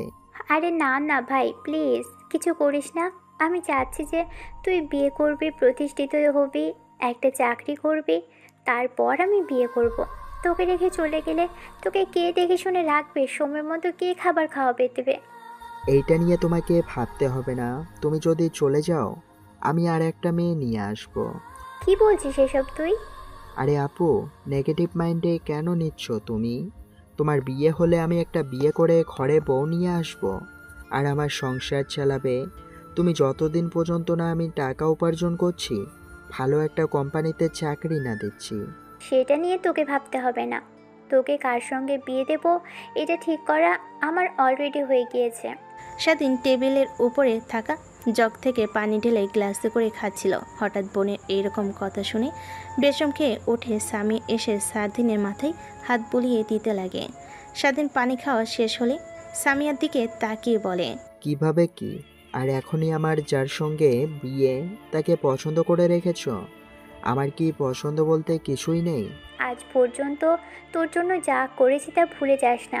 আর আমি যাকে পছন্দ করেছি আমি ভালো করে জানি সে তোর যোগ্যই হবে।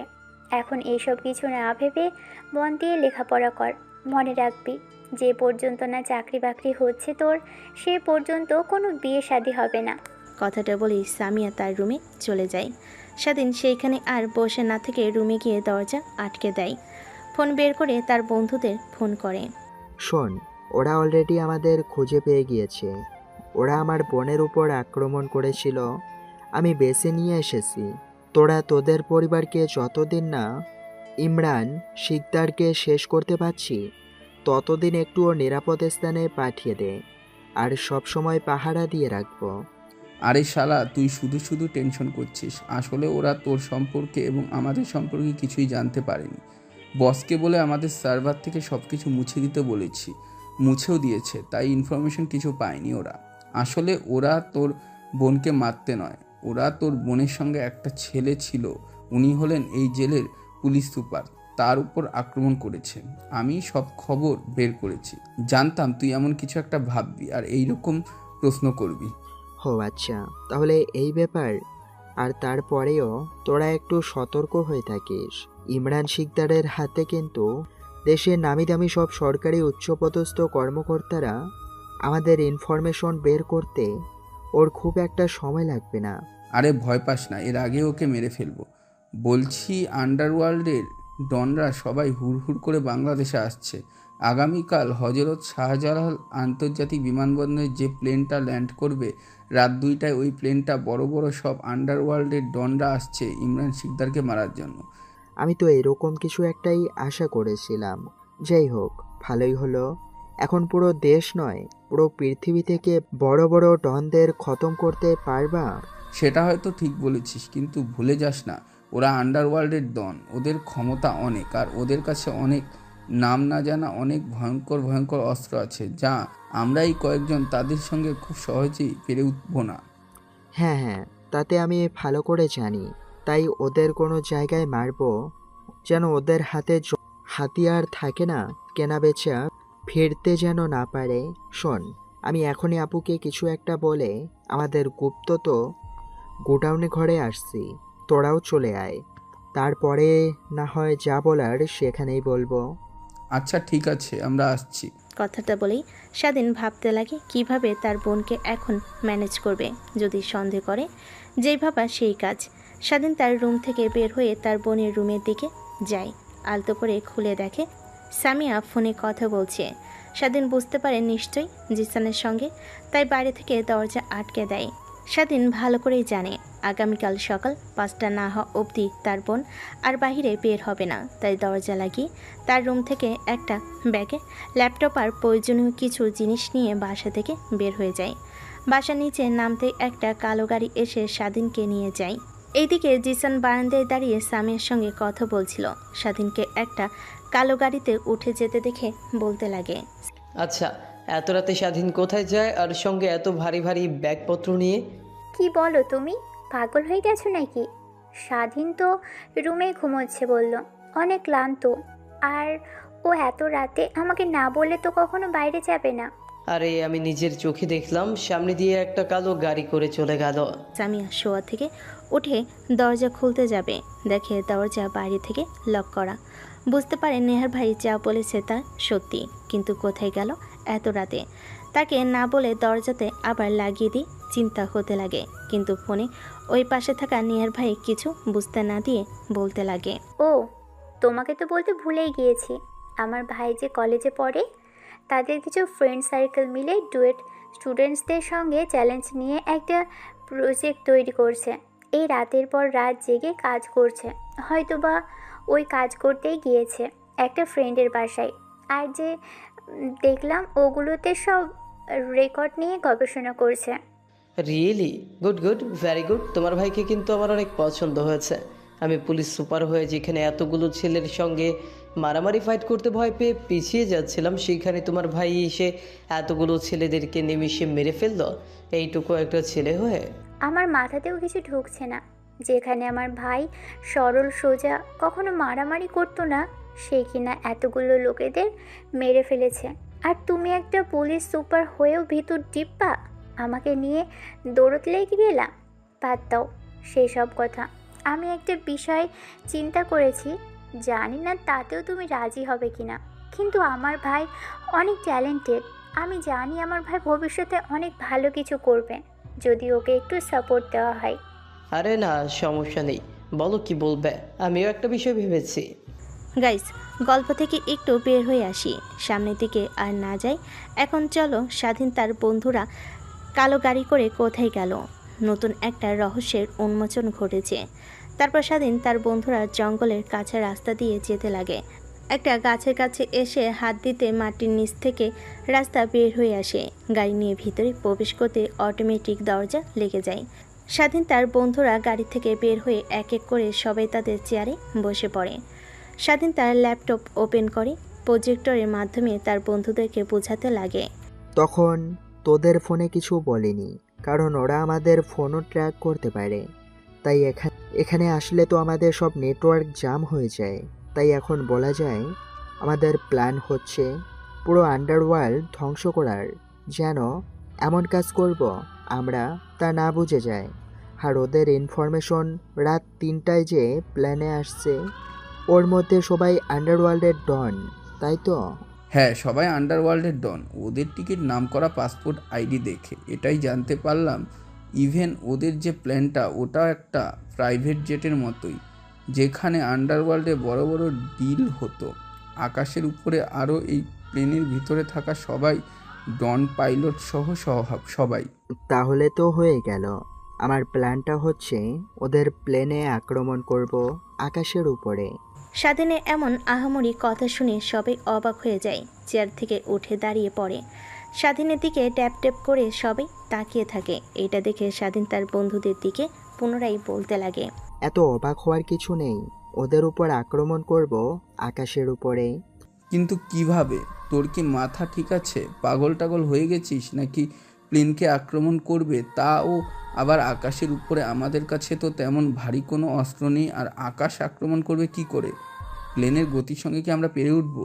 হ্যাঁ ফেরদৌস ঠিক বলেছে, আকাশের উপরে কিভাবে আক্রমণ করব, আর আমাদের হাতে তেমন কোনো অস্ত্র নেই যারা পুরো প্লেনকে ক্র্যাশ করে যাবে।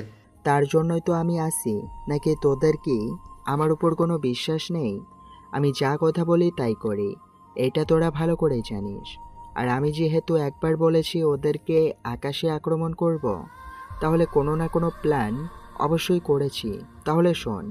তারপর স্বাধীন তার বন্ধুদেরকে প্ল্যান সম্পর্কে বুঝিয়ে দিতে লাগে।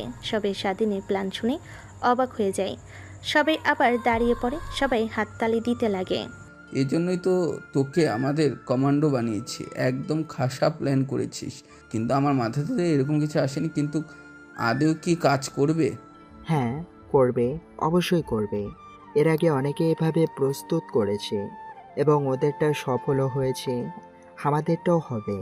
এই ব্যাগের মধ্যে সব কিছু জোগাড় করে রেখেছি আমি। আগে থেকে আন্দাজ করতে পারছিলাম এরকম কিছু একটাই হবে। স্বাধীনের কথা শুনে স্বাধীনের সব বন্ধুরা ব্যাগগুলো টেবিলের ওপর রাখে। তার মধ্যে থাকা বস্তুগুলো দেখে সবাই অবাক হয়ে যায়। তারপর সবাই স্বাধীনের কমান্ড অনুযায়ী কাজ করতে লাগে। প্রায় 5 ঘন্টা পর বিশাল বড় একটা রকেট তৈরি করে। যাক, এটা তো প্রস্তুত হলো। ওদের কাজ করবে কি না নট শিওর। যদি কাজ না করে তখন কি হবে? করবে করবে, অবশ্যই করবে। কাজ না করলেও আমার দ্বিতীয় বুদ্ধি আছে, আমি জিপিএসটা সেট আপ দিয়ে দেই। স্বাধীন কাজ করছিল, ঠিক তখনই তার বন্ধু পাশ থেকে ল্যাপটপ স্বাধীনের দিকে নিয়ে এসে বলতে লাগে, আমি ওরা যে এয়ারলাইন্সে আসছে তা হ্যাক করে ফেলেছি। দেখ প্লেনের মধ্যে কি হচ্ছে, সবই এখানে দেখা যাচ্ছে। ওদের চাহনি, এদের কথাবার্তার ধরন দেখে স্পষ্ট বোঝা যাচ্ছে যে এরা প্রত্যেকে আন্ডার ওয়ার্ল্ডের ডন। তাছাড়াও এয়ারপোর্টে যে চেকিং করছে ওখানে ওদের পাসপোর্টের ইনফরমেশন সবগুলো ভুয়া। তারপরেও ওদের পুলিশ এবং পাসপোর্ট অফিসাররা আসতে দিয়েছে। শুধু বাংলাদেশ নয়, পুরো পৃথিবীতেই আজ আন্ডারওয়ার্ল্ডের কবজায় চলে গিয়েছে। আর ওদের যদি দমন না করতে পারি, এমন একটা দিন আসবে তখন এদের হাত থেকে সাধারণ মানুষ বাঁচতেই পারবে না। তাই যেভাবেই হোক এদের একসঙ্গে কখনোই পাওয়া যায় না। আজ একত্রে যেহেতু হয়েছে, আজ হবে এদের শেষ দিন। স্বাধীনের কথাই তার বন্ধুরা সবাই খুশি হয় এবং উৎসাহিত করতে লাগে। অন্যদিকে স্বাধীন বোন সামিয়া জিসানের সঙ্গে কথা বলতে লাগে। ওদের বয়স একটু তফাৎ আছে, বাট ওরা তা মানিয়ে নিবে। আমার অনেক ভালো লেগেছে। বাবা মাকে বলি আর এভাবেই বলবো আমার বিয়ের কথা। তোমাকে কিছুই করতে হবে না, দেখো সব কিছু অটোমেটিকই হয়ে যাবে। আর আমাকে বউ করে ঘরে তুলে নেওয়ার জন্য প্রস্তুতি হও। যদি একবার যেতে পারি তোমার ঘাড় মোটকে খাবো, এই বলে দিলাম। আমি কিন্তু ভ্যাম্পায়ার। সেটা তো আজ পার্কে দেখলাম। আমি ঝালে কিস করেছি তোমাকে, আর উল্টো তুমি আমাকে পেয়ে আরও বেশি করে কিস করতে শুরু করেছিলে, যেন এখন ঠোঁট কামড়ে খেয়ে ফেলবে। বাদ দাও তো এসব কথা। আর আমি বলি কি, আমাদের বিয়েতে ওদের বিয়ে দিয়ে দিলে কেমন হয়? ওরা আর কোনো হারাম সম্পর্কে থাকবে না। না হলে তোমার যে বোন, আমি তো দেখেছি আজকে আমাদের বাসায় এসেছিল তোমরা, তখন আমার ভাইয়ের দিকে এমন করে তাকিয়েছিল যেন একা পেলে খেয়ে ফেলবে। ওরা অনেক হারাম সম্পর্কে লিপ্ত হবে।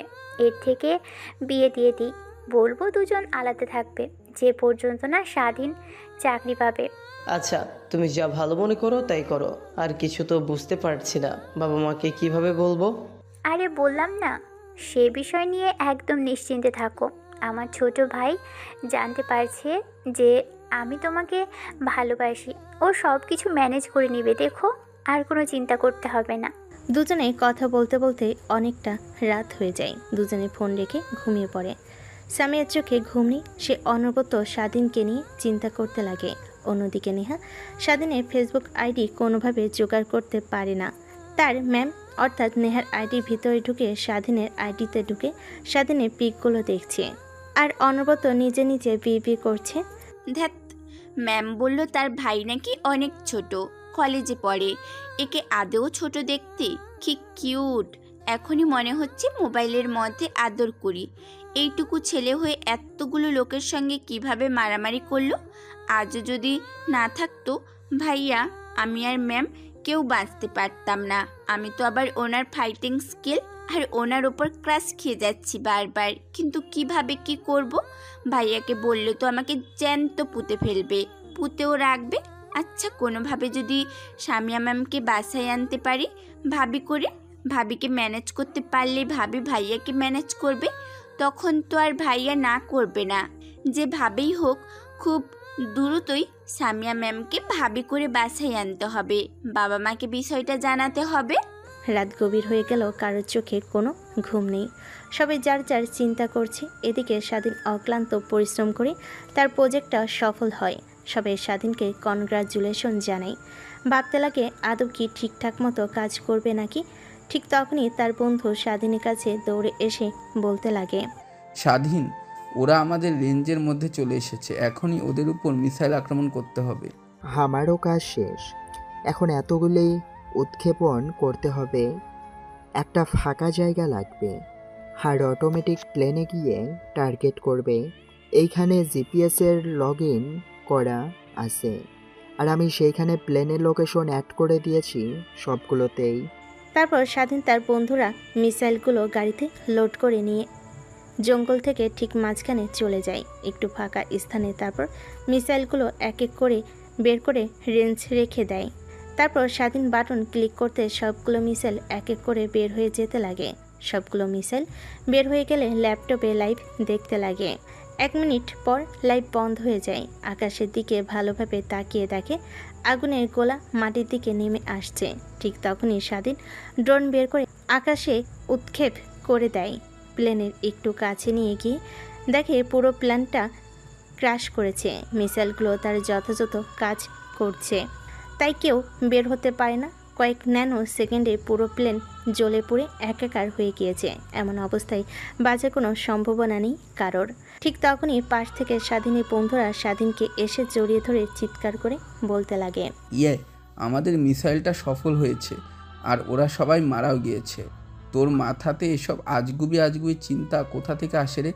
যাক, আন্ডারওয়ার্ল্ডের ডনরে মারতে পারলাম। এখন শুধু দেশের মধ্যে থাকা ডন আর নেতা যারা অন্যায় কাজ করে তাদের পালা, তাদেরকেও মেরে ফেলবো খুব দ্রুতই। কি বলিস তুই? হ্যাঁ, খুব দ্রুত বলতেই আজকে রাতে হবে ওদের সবার শেষ রাত। আমি ওদের সবার খুঁটিনাটি জোগাড় করেছি।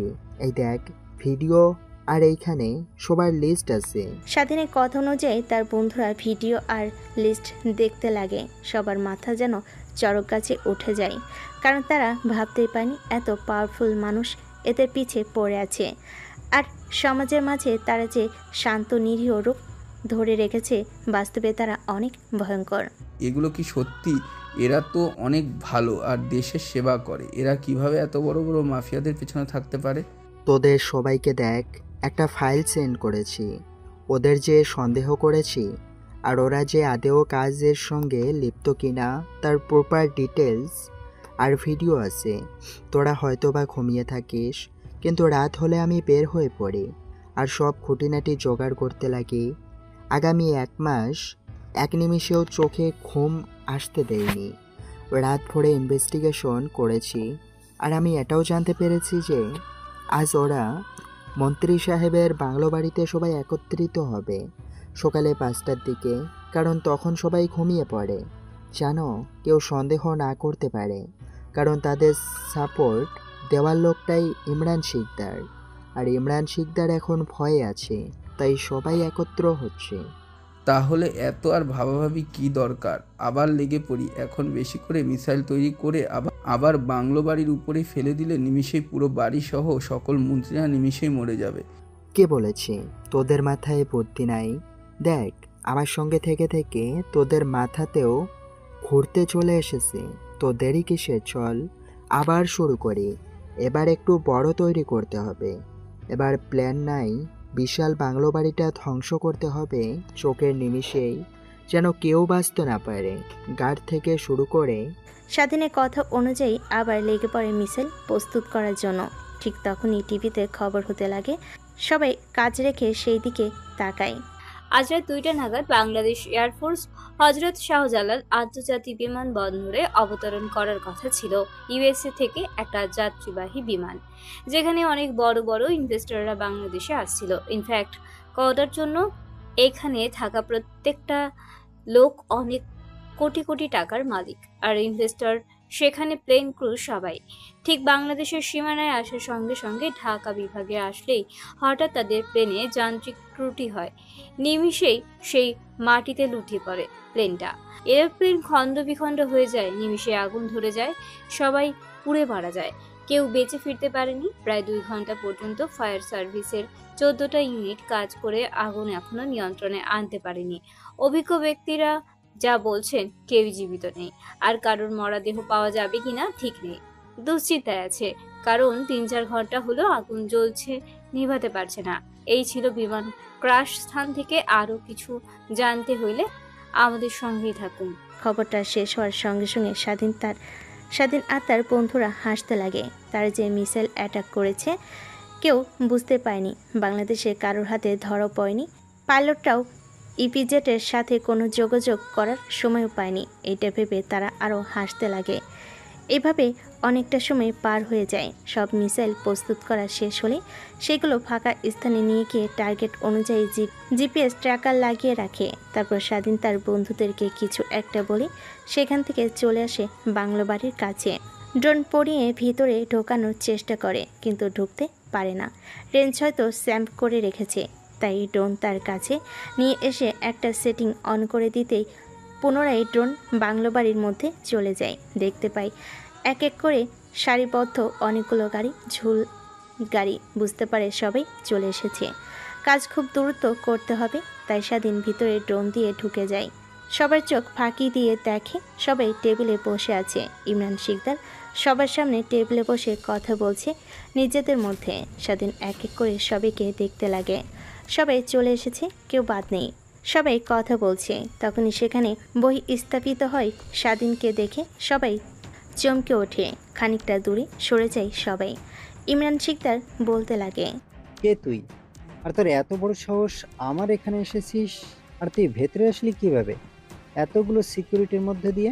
কথাটা বলেই ইমরান শিকদার সিকিউরিটি গার্ড বলে চিৎকার করতে লাগে। এটা দেখে স্বাধীন হাসতে লাগে। সবাই অবাক হয়ে যায়। সিকিউরিটি গার্ড ঘরের মধ্যে প্রবেশ করে গোল হয়ে সবাই স্বাধীনের দিকে বন্দুক তাক করে রাখে। তুই ভেবেছিস এইখানে এসে বাঁচতে পারবি? তুই কে? মরে যাওয়ার আগে অন্তত সত্যি কথা বলে যা। কে মারা যায় সেটা না হয় কিছুক্ষণ পরেই জানতে পারবি। আর আমি হলাম তোর জম। তোকে রাস্তায় নামিয়েছে যে। ভেবেছিলাম তোকে খুঁজে বের করতে আমার অক্লান্ত পরিশ্রম করতে হবে। তোকে বের করার জন্যই দেখ সব মন্ত্রীদের আর বড় বড় কর্মকর্তাদের একত্র করেছি। আর তুই কিনা আমার এখানে চলে এসেছিস। ভেবেছিলাম তুই অনেক বুদ্ধিমান, কিন্তু অনেক বোকা দেখছি তুই। তুই একা এসেছিস। আমার সঙ্গে লোক দেখ, তোর হাতে কিছুই নেই। আর সেইখানে আমার ছেলে আর লোকদের হাতে দেখ বড় বড় রাইফেল। একটা ট্রিগার চাপ দিলেই তুই দুনিয়ার মায়া ত্যাগ করবি। কে দুনিয়ার মায়া ত্যাগ করবে এটা একটু পরেই জানতে পারবে। আর আপনাদের বলছি, আপনারা এত প্রভাবশালী আর সরকারের উচ্চপদস্থ কর্মকর্তারা, আপনারা সমাজ কিভাবে ধ্বংস হতে কিভাবে দেখতে পারলেন? মানুষেরা সবাই আপনাকে অনেক সম্মান করে, ভালোবাসে, অনেক বিশ্বাস করে। আর আপনারাই কিনা এসব পাপ কাজ আর দুর্নীতির সঙ্গে জড়িত। আমি জানি আপনাদের মুখোশ টেনে খুলে দিলেও অনেক মানুষ বিশ্বাস করবে না। তাই দুনিয়ার মায়া ত্যাগ করাটাই হবে আপনাদের জন্য উচিত।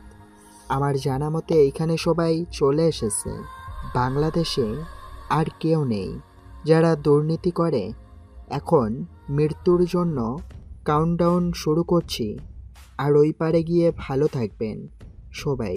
জানি যে অপকর্ম করেছেন, কেউ ভালো থাকবেন না, তারপরেও দোয়া রইল। স্বাধীনের কাউন্টডাউন শুরু হতে চারপাশ থেকে স্বাধীনকে গুলি করতে লাগে। নিমিষে ধোঁয়ার মিশে যায় সবাই। অবাক হয়ে খানিকটা ভয় পেয়ে যায়। কিছু বুঝে ওঠার আগে চারিদিক অন্ধকার হয়ে বিকট শব্দ হয়, বিস্ফোরণ হয়। কেউ বুঝতে পারে না, চোখের নিমিষেই সেই পূর্ব বাংলা বাড়িটা তছনছ হয়ে যায়। যেন একটা পিঁপড়ার বাঁশের উপরে মানুষের পাড়া দিয়ে ভেঙে ফেলে দিলে যেরকম হয়। নিমিষে চারিদিক থেকে মানুষ দৌড়ে বের হয়ে আসে। পুরো বাংলো বাড়ির এই অবস্থা দেখে পানি দিয়ে নেভানোর আপ্রাণ চেষ্টা করতে লাগে। ফোন দিলেও তা রিসিভ করে না। সবাই প্লেনের আগুন নিভাতে ব্যস্ত। দেখতে দেখতে আগুন লেগে সব পুড়ে ছারখার হয়ে যায়। স্বাধীন গাড়ি নিয়ে তার বন্ধুদের কাছে চলে আসে। যাক, আজকে আমাদের স্বপ্ন পূরণ হয়েছে। সব শেষে দেশটা আজকে যেন শান্তিভাবে নিঃশ্বাস নেবে। আমাদের কাজ শেষ। কখনো দরকার পড়লে আবার এই ভয়ঙ্কর রূপে ফিরবো। কি বলিস তুই? কাজ শেষ এটা বললে ভুল হবে। আমরা আবার ফিরে যখন আর দেখব সন্ত্রাস দিয়ে ফিরে গিয়েছে, তাদের নিরাময় করার জন্য আবার ফিরব। ততদিনের জন্য গুড বাই। তো হ্যালো বন্ধুরা, গল্পটা কেমন হয়েছে তা অবশ্যই কমেন্ট করে জানাবেন। আর এরকম সুন্দর সুন্দর গল্প পেতে অবশ্যই চ্যানেলটা সাবস্ক্রাইব করে বন্ধ হয়ে পাশে থাকবেন। ধন্যবাদ।